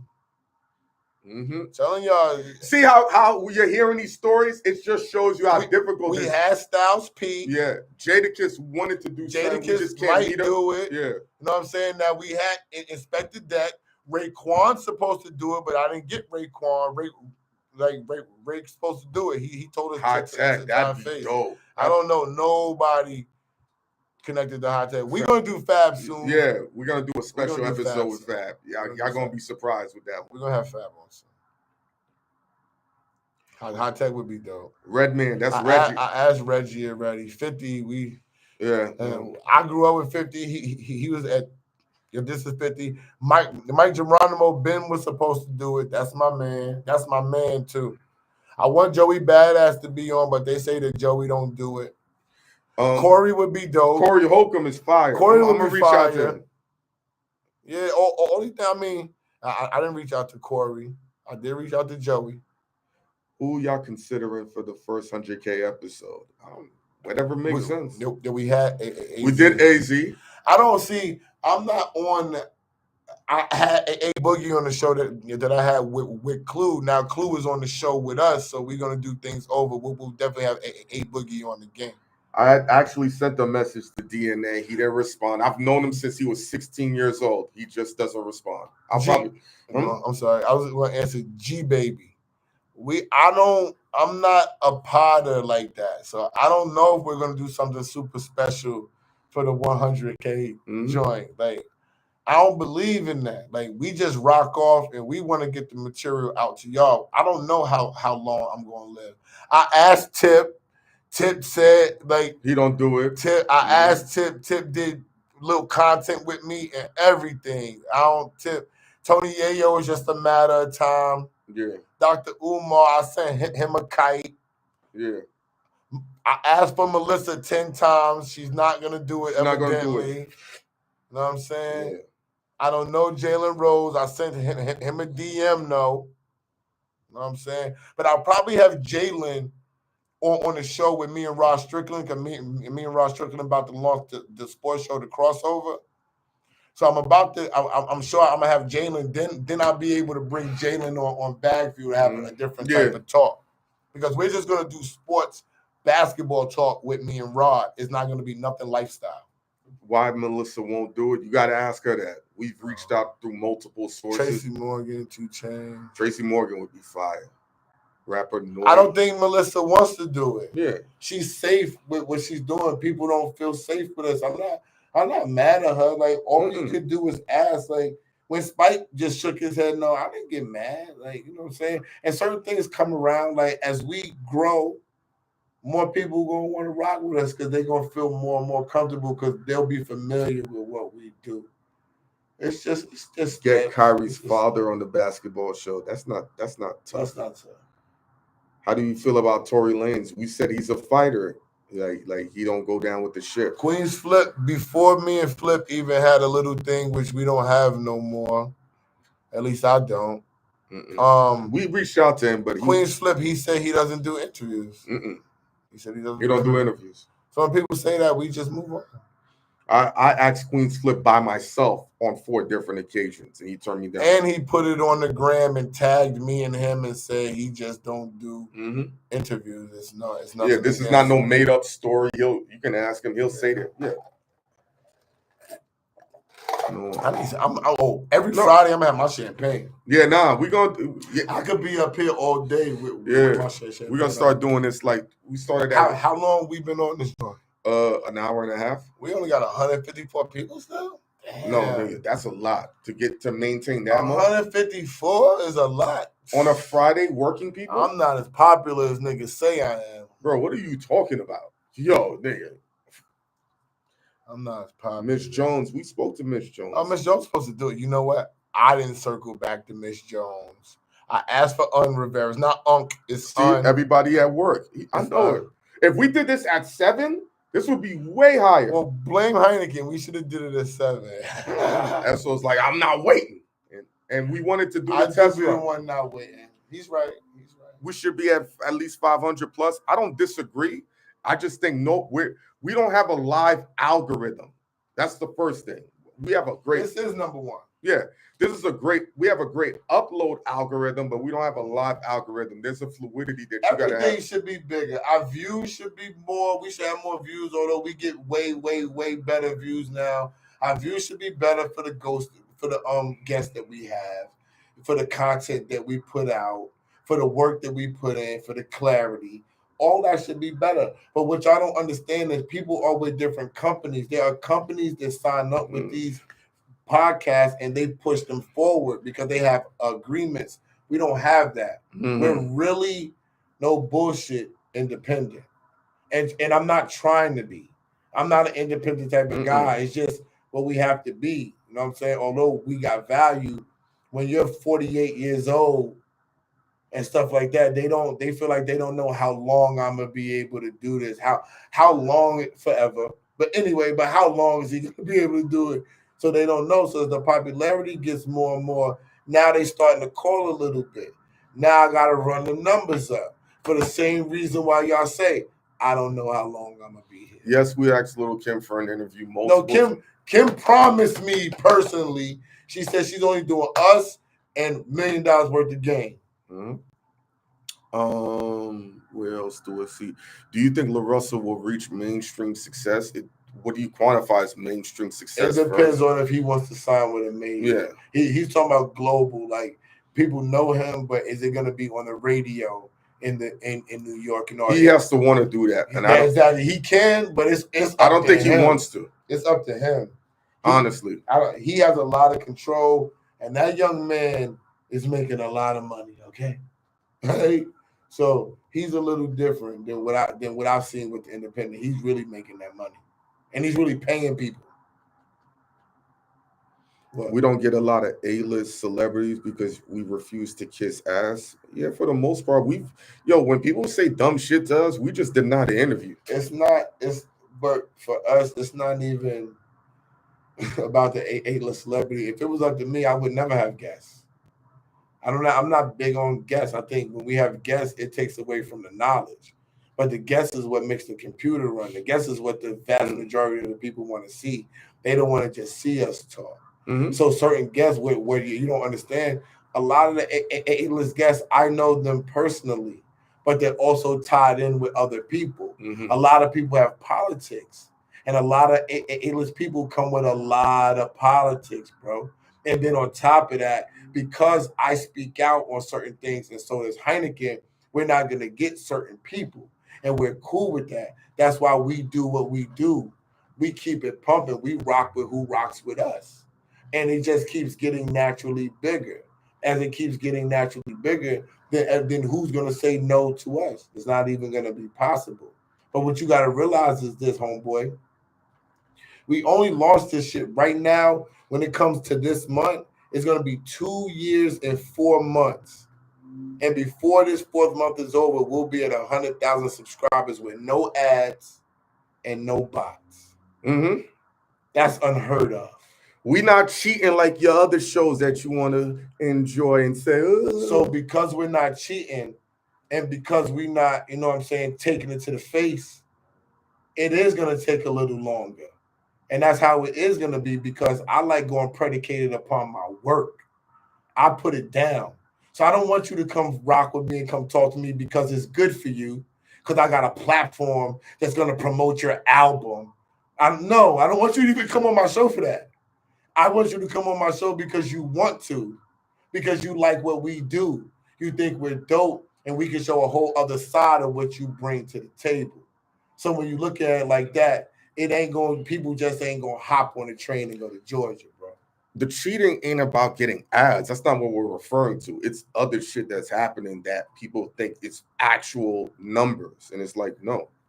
This is why you can see a show do 100,000 views on an episode, but it has no impact.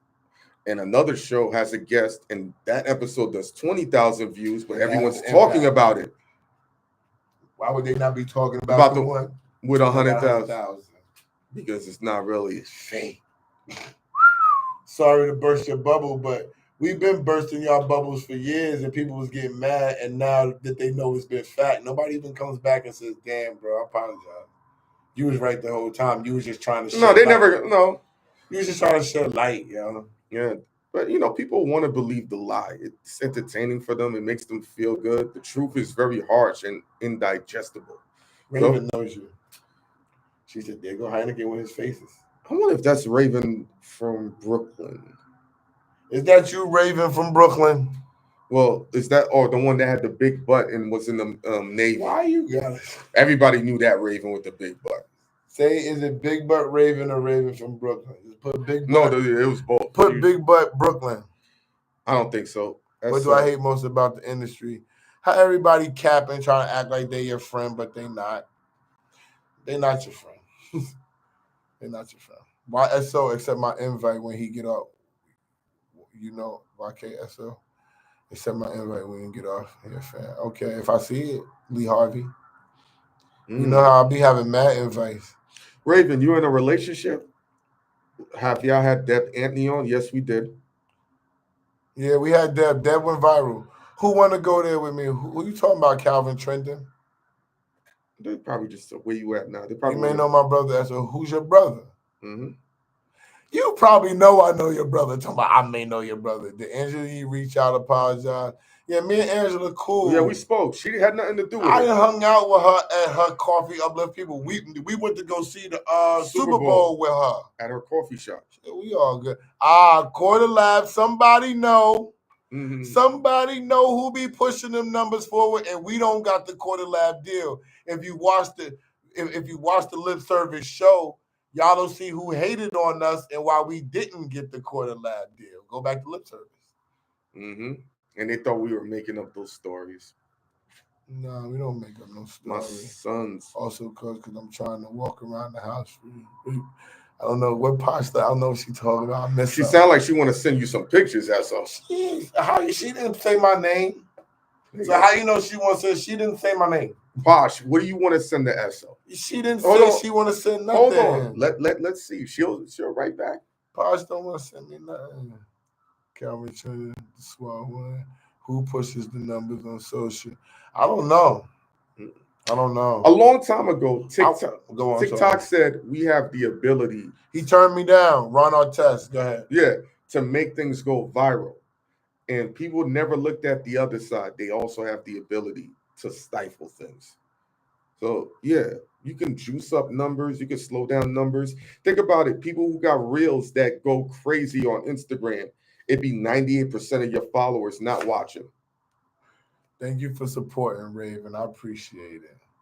What did Raven say? Oh, she said the number. She's funny. I'm too old. Thank you, I'm 52. I love. Don't read her. That don't mean shit. That don't mean shit. They can see it. What do you mean? I don't know who juices their numbers. I'm just telling you. Some people juice numbers, and some people deal with collab. Me and Sebastian talk a lot. We just haven't been able to link up the right time. When he's available, I'm not available. will.i.am would definitely be dope. The art interview. Thank you. Art. I'm cool with art. We enjoy doing the art joint. I was a little drizzed. I'm trying not to be. I'm trying not to be as boisterous because people think that I'm doing that on purpose. Ice-T. And I don't want to do that. I want to refine my delivery. You said what about Ice-T? As a guest. I said he would consider it. Black Thought is very possible, but Black Thought wants us to do it in Philly. Hassan Campbell, we were supposed to do that a long time ago. I think that time has passed. Skane Dollar's my man. Skane don't want to do interviews. Him nor Doro. Trust me, Esso done asked a lot of people. Y'all should do it, but yeah, we're gonna do because you know what? We gotta be down at Ruth's Picnic, so maybe we'll get some time right before Ruth's Picnic, and we'll do pause. We'll have Black Thought on the show there. But y'all gotta understand, like, because of how YouTube runs, that's why we do the other things. If we could do the lives and make money and get the correct numbers on the YouTube, then we would be able to do all these other things. But I gotta host events. You know what I'm saying? I gotta fly out and be certain places. We gotta go to California to get the people to come on the show. So it's other things that we just gotta do. I gotta sell merchandise. Sell my cookbook. I don't want to have to sell my knowledge. I don't. I'll be honest with you. I don't want to have to do it. But the knowledge that I'm given is very, very valuable. But that's how I eat. If I could eat, if I could sell 1 million T-shirts or 1 million hats, forget a million. If I could sell 100,000 T-shirts at $10, I would give my knowledge away for free. Yeah. Effortlessly. We be on here just drinking champagne, going crazy. Let me sell any piece, add all my merch up, and let me sell 100,000 pieces and make a $10 profit on each piece of merch, and I would just do it for free. I swear, it's just not possible currently right now. Currently, we're working on it. Yeah. You know, who was better to work with, Dre or Diddy? Mm. Puffy. See, y'all gonna say it. We had more fun with Puffy, being that he had looser reins on the studio.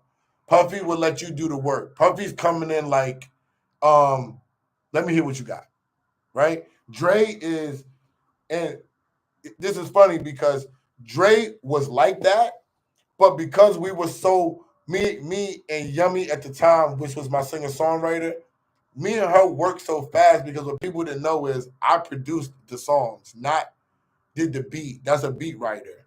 I produced the song, meaning that I produced the vocals to the songs, I rearranged stuff. So me and Yummy could do stuff so fast because she could write fast. So what happened was, I gotta tell you this, because this is the difference with Dre. Dre says, go in the studio, I'll be right there. And we like, be right there. Like, he says, yeah, give me a couple minutes because he was working with Game. This was at the beginning of the Game. Game didn't have no single out yet. He just signed to G Unit. We go in the room, we pull a beat up, no lie, Yummy write the record in 10 minutes. So within 10 minutes, we go and I come to the fucking back to the session and Dre's like, why are you here, Randy? And I'm like, oh, I need the dude to come in so we could start doing the vocals. He's like, do the vocals? I just sent y'all in there 10 minutes ago. Man, whatever, yo, go in there and help them. They not doing the vocals. This is what Dre said, they bugging.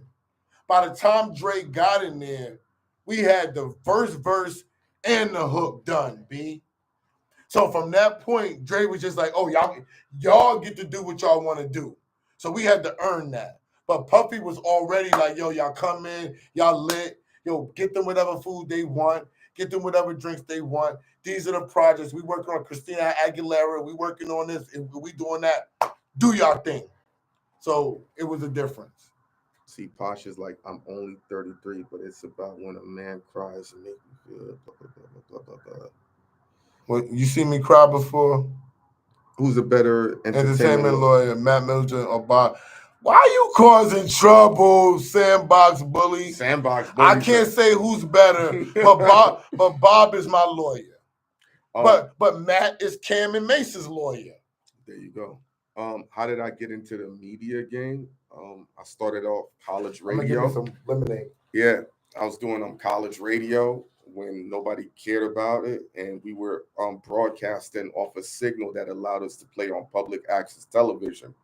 So we just happened to be on a slot where they would have, like, I don't know if people remember the TV guide things that would show all the shows coming up. So we'd be on the public access, and we were going crazy getting callers in. And I was like, how are y'all finding us? Because we only assumed we were on being broadcast via the internet. We didn't know that there was an antenna signal, and they're like, we can hear you on the TV.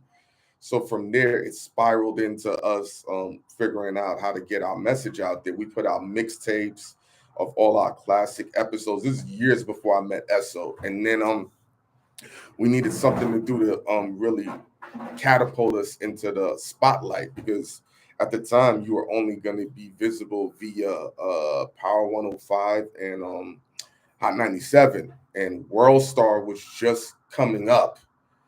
You know, they had onsmash.com and other YouTube, other websites that would like curate people's content, but we knew that World Star would be the go-to place because people didn't really know how to search for content. And then our first interview that helped put me on the map was Pinky the Porn Star, and at the time only DJ Deep Freeze Sub-Zero was interviewing porn stars, but it was on a DVD format. So nobody really had porn stars going crazy on the internet. So when I started, we had Pinky clapping her ass on a microphone going crazy, and then it was off and running, and World Star posted it. That interview did like 100,000 in like 7 hours, which was unheard of back then.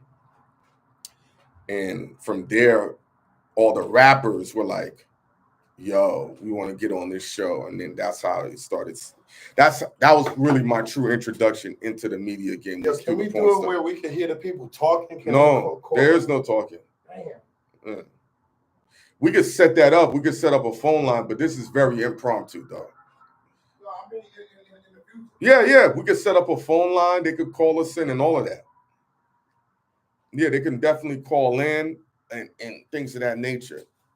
Damn, what happened to Pinky? I don't know. I don't speak ill about her. I'm not in this game without her. So she took a chance on me and my partner at the time, Dutch, when nobody else gave a F. We were really trying to do Pinky and Cherokee at the same time with the interview, and Cherokee didn't want to do it. So you could see it in the that Pinky solid. Who's the dream interview right now? He passed away. I wanted to do an interview with Bill Russell. My dream interview, Beyonce. Yeah, I'm still cool with Jack Thriller. Yeah, Jack Thriller. I just haven't been around him. I haven't seen 50 since 2019, honestly. If y'all using well, I had Dave Veese on the other show with me and Clue, so we'll probably do it again on Bagfuel, being that Clue is on Bagfuel right now. But right now, who would be a dope? Who's Tay Savage? If you are using StreamYard, you can invite people on. Oh, okay. Yeah, we're gonna sort all of that out. We just wanted to talk about the Stephen A. and LeBron situation and do an impromptu live. Yeah, I actually didn't think people was going to be signing in, so we was just doing it to see if it was even going to work. Bill Russell would have been awesome. Being of Haitian descent. I mean, I'm Haitian. No. Oh. I'm more American than Haitian, to keep it frankly honest. What does it do with Bill Russell? I'm trying to explain it. So people asked him, what was his determining drive? What gave him his determination to always want to win? And he said he was inspired by the Haitian Revolution and how the leaders were able to free the country. And he uses that as inspiration for him to always want to win a basketball game. And I always, at the time, being Haitian wasn't the thing. Yeah, especially in New York, we were getting ridiculed. Oh, yeah, we were scared of y'all. And so I always said to myself, how does a guy from California, San Francisco, show so much love to a culture that people that's close to us in New York, there's a lot of familiarity, wouldn't show love to? So I gravitated towards that, and that was one of the interviews I wanted to do. But he passed away. You champion Bill Russell all the fucking time. You know, I'm like, why do I always talk about Bill Russell? They want to comment like, I don't know. Yeah, of course they do. It's a lot of shit going on over there. I don't want to speak on because, but there's a reason why people have interest in that country. It's not just for political reasons. It's the vibranium. They got vibranium over there. What's your take on Jimmy and Cameron? They're gonna work it out. That's it. They brothers. They'll figure it out. Yeah, it's not the first time they've had interactions like that. How do you feel about Lord Jamar and the Godfrey thing? I sound like I gargle marbles. What are you talking about? Maybe, who knows? People want to. He's eating right now. That's why. How do you feel about the Lord Jamar and Godfrey thing? What happened with them? So Lord Jamar said the world is flat. So somebody else, Lord said that. Yeah. So they was gonna have Neil deGrasse Tyson on to debate him about why the Earth is actually round, but then they ended up getting a white specialist, a white guy. He happens to be a specialist in this thing, and the debate didn't go well in Lord Jamar's favor. Wow. Let's just say that. And he said that Godfrey set him up to look and be embarrassed for views. And since then, they've had a divide on that. I didn't get to watch the episode. I don't like watching black men get embarrassed by white dudes, whether I agree with their policies or their ideologies or not. So I heard about it. Hopefully those two gentlemen work it out. They packed Jamar. Yeah, it was tough because right now, after what I saw, they try to do the Terrence Howard. I'm just being very careful with. What they try to do with Terrence Howard? People didn't understand how intelligent he is when it comes to quantum physics, mechanics. But he trademarked that thing or something. Yeah, right? And so now they've been to discredit him on a lot of the things to slow down his momentum. They're saying he's giving a lot of misinformation. This is why I spoke about that with 19 Keys. Mm-hmm. That's the new terminology. Anytime a black man is expanding outside of the norm of sports, entertainment, relationship, and controversy. He basically don't know what he's talking about. There you go. DeGrasse Tyson debunked him. I'm not mad at DeGrasse Tyson. He's a black dude. Cavs and Thunder, no. Who you got in the finals, S? Thunder ain't making the finals. What do you think about the Papoose and Remy situation? I think they're both in a happy place. That's it. And Boston's making the finals. Yeah, I'll give Boston that look. Boston. I'm gonna say marriage is hard. Yeah, marriage. I know. I'm dealing with it. It's hard. Separation, marriage is hard. You think Crawford can beat on Canelo? Yes. Yeah. What people don't know is Bud's really fat. Yeah, he's really like 180 pounds. He struggles to make weight. Yeah, so him being at Canelo's weight is actually easy.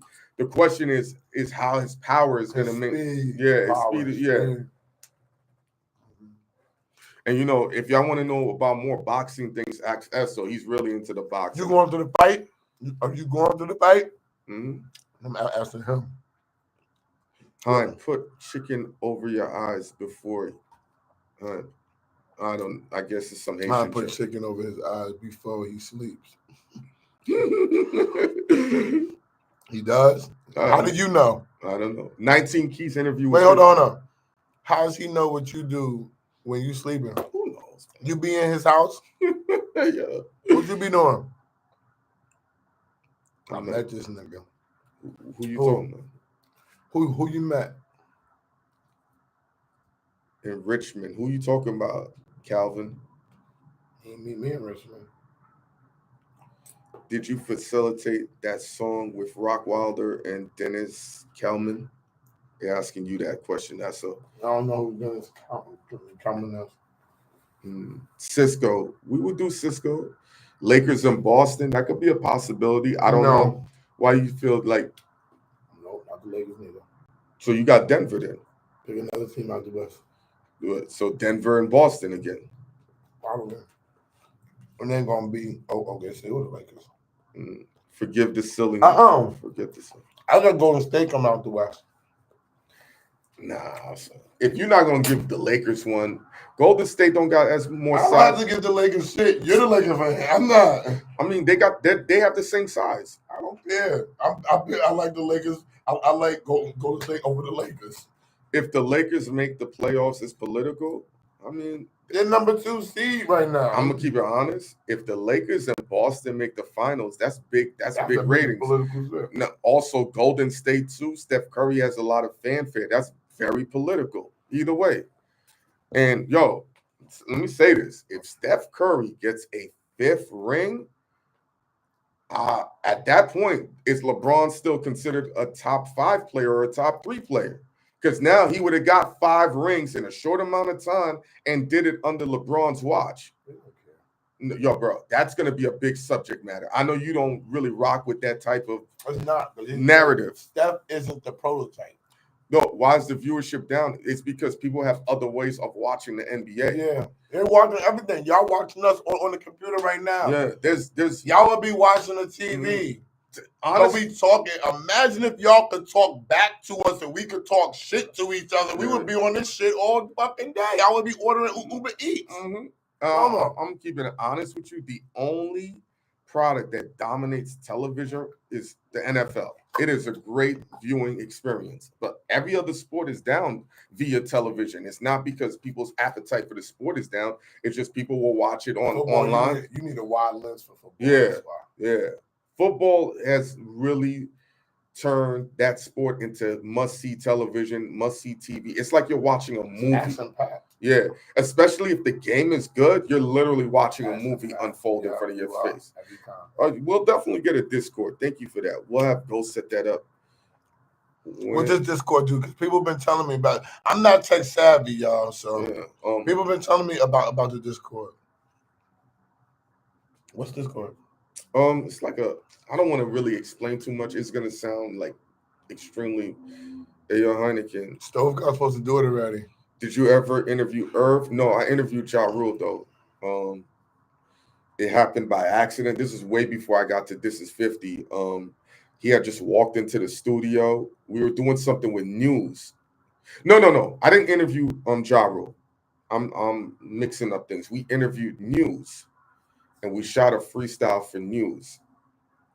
Ja Rule walked in, and he had a song. They're like, "Can you shoot a freestyle for Ja Rule?" Ja Rule didn't really know what the F was happening. He didn't care. He just showed us love. So we edited the shit out of it, and we threw it up, and it went viral. And the number one tagline, or the headline was, "Is Ja Rule back?" That's how ill the video was for its time at the time. And I remember he asked us, "Can we shoot like 5 more videos for him for free?" We're like, "No." And that's my Ja Rule interaction. So I never interviewed Ja Rule or Irv, only News, who was signed to Murder Inc. at the time. This is way before I got to News was signed to Murder Inc. Or he had an affiliation with them. When we gonna bring Bigger back? We might. Fuck it, why not? Whenever. Yeah, he's family. We don't have an issue. Bigger got his own show. I'm talking to him like he know me. No. Bigger got his own show, so Bigger be busy doing that. Will we interview Total? Yes, we would, if it's possible. They don't be together because Keisha's married to Omar Epps, and they're all not in the same place. What's our favorite interview?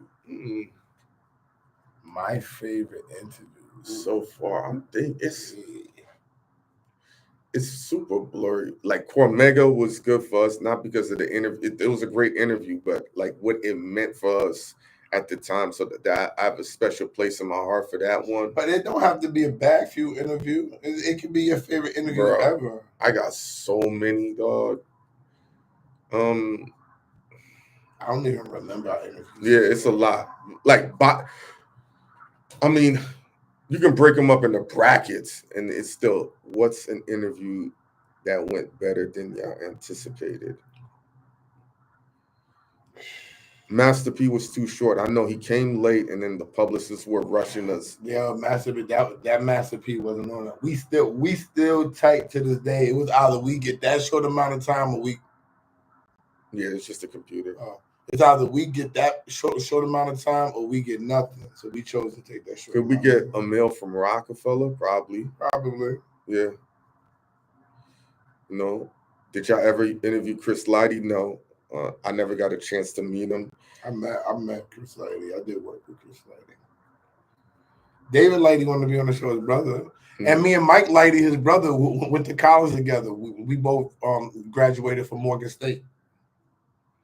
Are you guys gamers at all? Mm-hmm. The only game I play is Madden. I used to be good at the NBA Live joints, but I'm keeping it real. To be that good at those games, it takes a different level of commitment. You got to spend a lot of hours. And with what we do with our career, I do not have the time to commit 12 hours to that. You got to put in that amount of hours to deal with the cheaters and the algorithm and things of that nature. I used to be heavy into the games, but once I used to play a lot of the NBA Lives. I used to be ranked high because dudes, every time you quit, they automatically would give your score 70-0. You was ranked high? Because people kept quitting, so it boosted up your ranking. Yeah, you know what? I'm looking for somebody to sign up under Bagfuel. I've been thinking about that. Mm-hmm. Yeah, we spoke about that. I'm thinking about expanding. I just don't want to do it too fast because I want them to flourish. I don't want them to have to like need me. Yeah. You know what characters did I use? I used to play Marvel versus Capcom a lot when I worked at Greyhound. My team was Cable, Iceman, and Cyclops. So spam. Yeah, NBA Live did fall off. John Salisbury. Shit, it's time consuming to the game, man. And so get at me. I got content. Okay.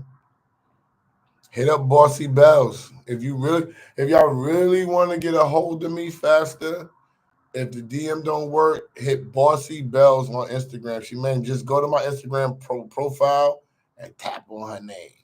I never went to the tunnel. I was too young for that. I did. You was too young. How? I did the tunnel. Yeah. I did the tunnel. We did Lost Professor already. Mm-hmm. I gotta look. We did Lost Professor already.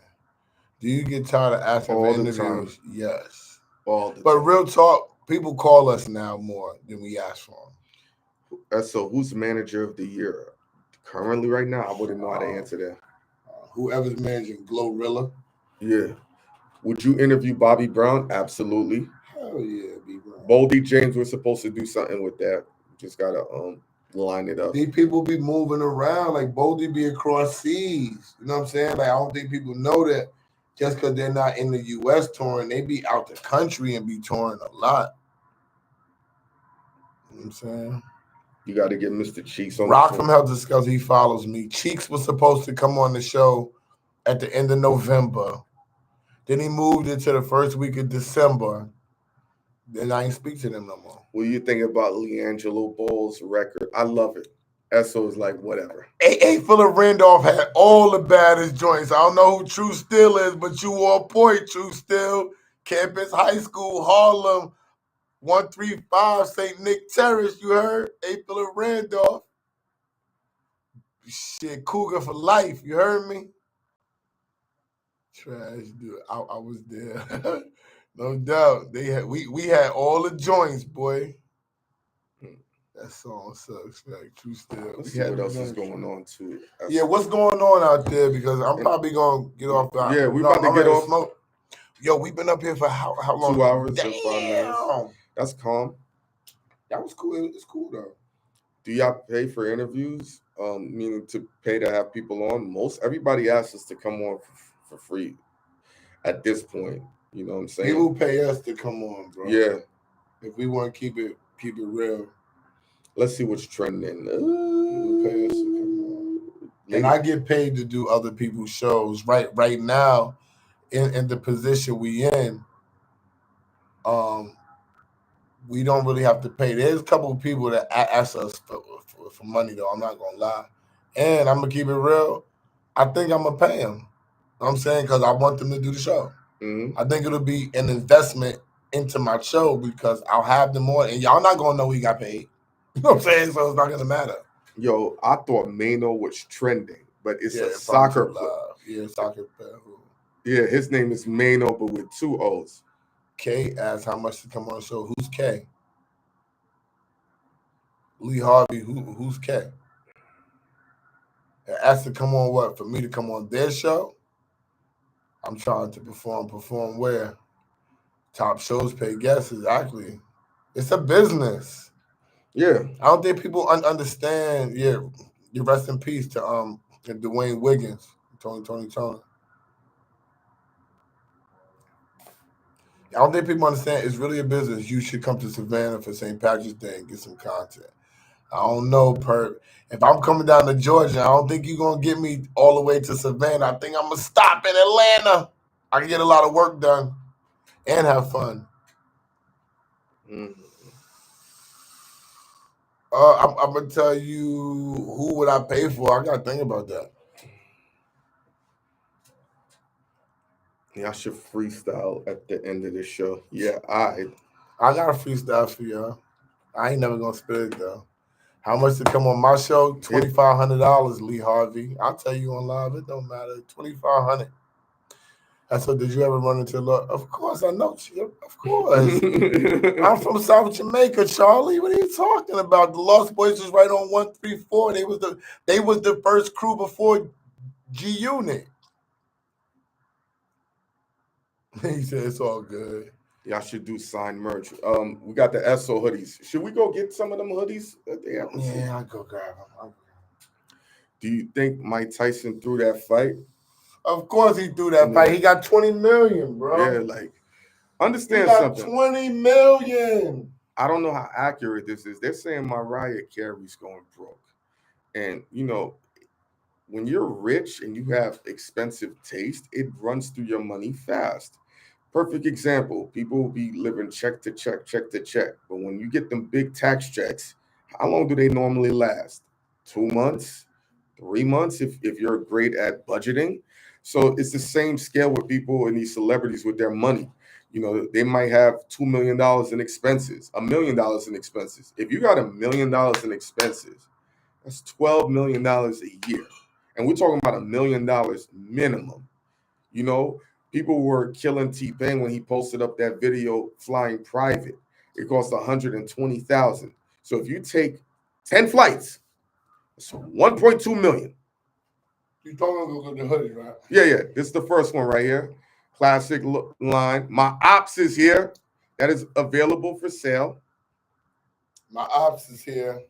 Yeah, that's the hood one for all the Chicago. This is all fun. It's not like clothes. This is it's real merch. Just basic merch. Basic merch.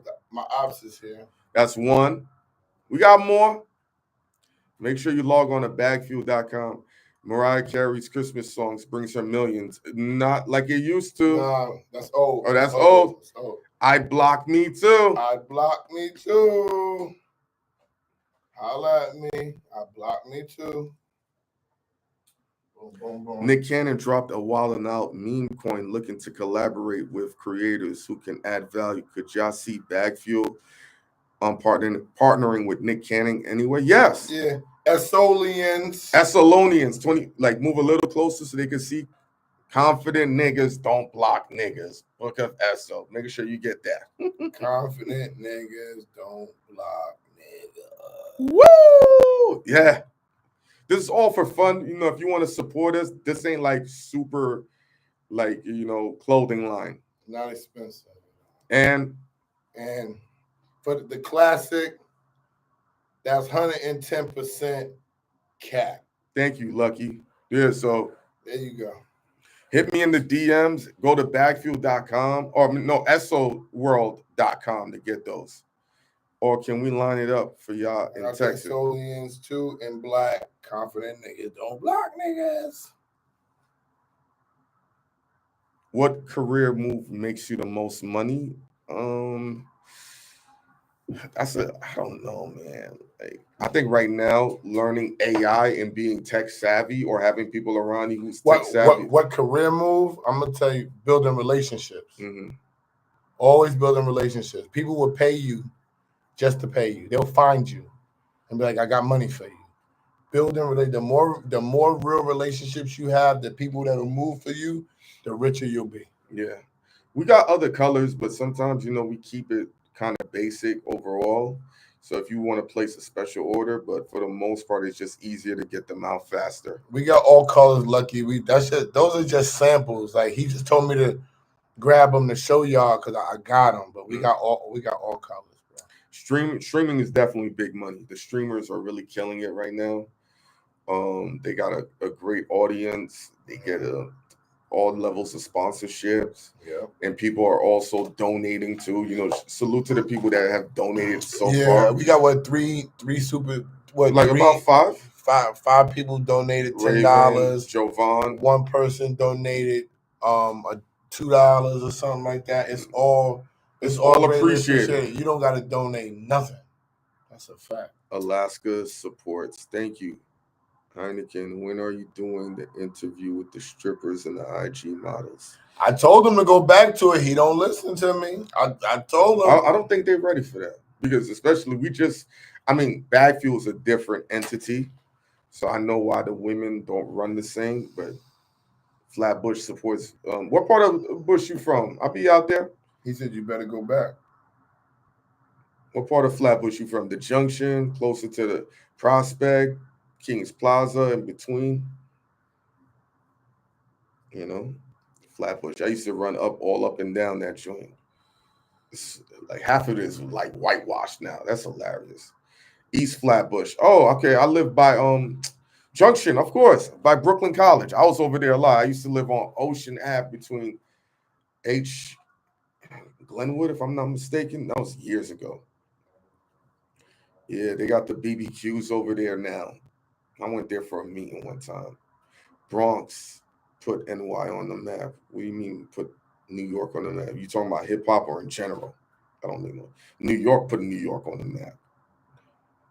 You know, Esso was born in the Bronx, so if that's the case, I guess I was born in Brooklyn, yo. Yeah, we about to close this out soon. I'm over there on the Flatbush Park side. Oh, okay. I know where you at. Right by the McDonald's. Flatbush in the house, Junction side, Bronx, put New York on the map. Flatbush. I got $2,500 to go on the show. Can you make it happen in Texas or LA next game? Listen, if you really got 2,500, Lee Harvey, you hit me Mm-hmm. and you send me a deposit, right? That's how this will work. Because we gotta come to H-Town anyway. We coming very, very soon. That's our next trip to go film. So if you serious, DM me, send me that 1250, and we'll lock that thing in right now. And you be in Texas and you could be on the show. That's my word. But don't DM me if you're not serious and ready to send a deposit. That's all I'm saying. I think this is gonna be Fridays because people are enjoying the fact that we're doing this on Fridays. Yeah, like make sure you hit the super Yeah, chat that's a lot of me being on Zoom because I got my university on Thursday. where I'm teaching class on Thursday from 7 to 8, and now I got to be on live on Friday. Or we could do Sundays. We want to do the days where people are in their house. Let's do Friday. I mean, we for our first one, we almost had up to 200 people, and y'all said no, we did 205. 205. So we had 205. Right now it's down to 122. But you got to understand, people kept coming in. Yeah, so I know overall, that. Yeah, it probably had 1,000 people view this. It'll show it, but I'm just saying, like, do you think it's starting it later is going to be more? Is starting it later going to be more viewers? Or yeah, because people are at work. See, you don't have a job. You've never had a job, so time doesn't work the same for you. 1, 2 o'clock. The fact that we got 200 people impromptu on a Friday and nobody knows, that's ridiculous by nature. That don't happen. So what time am I gonna have to put this in my schedule? No, we're gonna work it out. We can do or Saturdays as well. Saturday mornings or afternoons can work. Sunday mornings, I think we definitely could rock off. But if we're gonna do weekdays, it has to be probably after 5 o'clock, 7 o'clock. We're coming to Texas in April, Lee Harvey. Yeah, we're working that out. We're also working on this tour. That's why I told you. You send your money. Yeah. You send your deposit, Lee Harvey. You gonna get your interview. We gonna be in H-Town. Thank you, True Steel. He said we balling, going crazy. Now we got so much more that's really going down. If you're a professor now, you can't be getting high on camera. Lee Harvey, give me a DM. If I'm a what? Because I'm a professor at my own university. I hire my own GM. It's real music business. Okay? It ain't that fake shit that people telling, and it ain't even music, it's entertainment business. It's not the fake shit. So you're gonna be in businesses where people are smoking inside the studio. This is what it is, bro. Respect to Yumi Dubs, man. They have a great partnership with us. They've done a lot of collaborations, especially Esso had a lot of dope collaborative pieces that worked out very well for their brand. So it's been a mutually symbiotically successful for us. Pardon me. Lee Harvey is ESSOWRLD. Hey, that's my Instagram. I have 124,000 followers. You'll see me. That's the right one. Hey, yo, Esso, do you have any Preem stories? He has a great story, but somebody gonna have to send $100. Hold on. $100 super thanks for that one because it's a crazy story. I don't even want to tell it, and I said it on somebody's show. No, say send $100 super thanks right now. This story is insane. Shit, it'll go viral if you want to do that. Y'all gonna put academics out of business? Send that super we want everybody to eat, man. What they say about academics? Because we're doing the live now, people. But we don't listen. Nah, we a long way from that. Ain't nobody putting academic out of business. His fucking following is ridiculous. Yeah. He live streams for 8 hours. Yeah, if we were to do 8 hours, we would have to get Airbnb. I could do 8 hours. I just have to get my food and have champagne. If I had 2 bottles of champagne, no lie, y'all, I could do this at least for 5 hours straight. At least easy. Before we close out, let's see if there's any topics we can speak on. Why is podcast? Yep, I still play ball. He definitely knows me. I still play ball on Tuesdays and Thursdays in Jersey. Every Tuesday and Thursday. You don't got to send a request, Lee Harvey. You just follow me on the Instagram. And then you send me a DM and you ask me for my Zelle or my Cash App so you can send the deposit so we can set up the date for the end of April in Texas. It's easy, Lee Harvey. He said, I'm new to this. No. I'm fucking with you, Lee Harvey. I'm just telling you. We're working it out, Lee. I'm just telling you, Lee Harvey. Send that thing through, and I'll set you up. You know what, Lee Harvey? You send that thing through, me and Hynaken gonna call you on speaker and set the date now when we get off. Yeah, we'll call you. while we still together. It's easy, Lee Harvey. I got you. I'll make it easy, bro. Mm-hmm. Anyway. We about to. I don't know if he's a rapper, B-Well, but he wants to be on Bagfuel. We don't just have rappers on Bagfuel. They ain't the only people that pay. Mm-hmm. People that have weed companies pay. People that are rappers pay. People that are songwriters, comedians. Mm-hmm. Yeah, Lee Harvey's not a rapper. He's not a rapper. Good. Rap is not the only way to get rich. That's what Bagfuel is all about. I must admit, y'all rebranding is a graduate course in one college. Yes. That's why I'm telling y'all to come to my university. For the last time before we get off the phone, it's $47 a month. For 1 year, it's less than $600. I do 1 hour every Thursday from 7 to 8 p.m. every Thursday on Zoom. And it's an intensive course because sometimes your people don't be giving you real value. This is a man that went through the fire. So there's not too many questions you're going to ask that he won't be able to help you. And he's going to have other people coming on as guest speakers to deliver knowledge. It ain't just going to be Esso chilling and talking. It ain't just going to be me. It's going to be interactive. You're going to be mixing and merging. It's a whole community of active entrepreneurs. That's what it's about. Somebody asked, how much does Esso spend on weed a month? More than your rent. A lot of money. And that's not disrespecting you. Like you don't. You see, I just smoked 2 monster blunts while I've been on live with y'all. It's only been 2 hours. Yeah. Anything y'all want us to talk about before we get? I've been looking through subject matters. Ain't too much things. $5. Thank you for the $5. I can't see your name, no. Yeah. But you know people that don't be wanting to know. Nah, respect for sending it. Yeah, respect. Press on. Yeah, if you want to hear that crazy Preem and Irv Gotti story. Wait, I'm sorry. You spend a lot on syrup, Lee. Come on, Lee Harvey. I don't want no lean. Listen, head. they're being candid. I don't want no lean head on my. You gonna be awake, Lee Harvey? Don't say we took your money. We got people that's seeing you do the deal with us, Lee Harvey. Yeah, people starting to sign off. We gonna sign off too. Locked in from work, waiting to get off. That's what I said. This is the perfect. Yeah. So we're gonna get on later, Paul. What time is it now? It's early. So let's say 4:00 on Friday. Nah, that's still bad. Too early. Nigga, it's 7. 7 o'clock. Yes, okay, nigga. 7 o'clock on Friday. Oh, who's a troll? 7 o'clock on Friday. Yeah, we could do that. We'll do some weekends. It's tough. Yeah.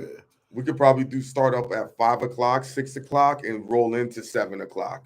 Thank you for the $5 too, bro. Yeah. Real talk. Shaking my Y'all don't understand. It don't even be about the money like y'all think. When people pay you, that's how you know that they really respect you and appreciate what you're doing. That's what it's about. Nobody's even saying. Some people send 10, some people send 20, some people send 5, some people send $1.50. It all shows like, yo, they appreciate what you're doing, and this is a way to keep us doing it. If I don't make money off of my craft and my knowledge, I can't keep giving it. It's gonna end. So that's all I want to say. I wish all y'all the best. Fridays at 7 p.m. This will be the time. I wish we would have had that time when we had the 200 people up here. Yeah, no, but this was impromptu. Nobody expected this from us. Nobody knew this was coming, and this is why I said for the amount of people we had, because one of the subscribers said this was a hard stream to find. Wow. So we're working the algorithm. Yeah. So last name first. Thank you for that compliment. Man, we out, yo. Later. So, bam. Woo, bagfuel.com, baby. Bagfuel, baby. How much weed did I smoke? I smoked a lot of weed. That was good.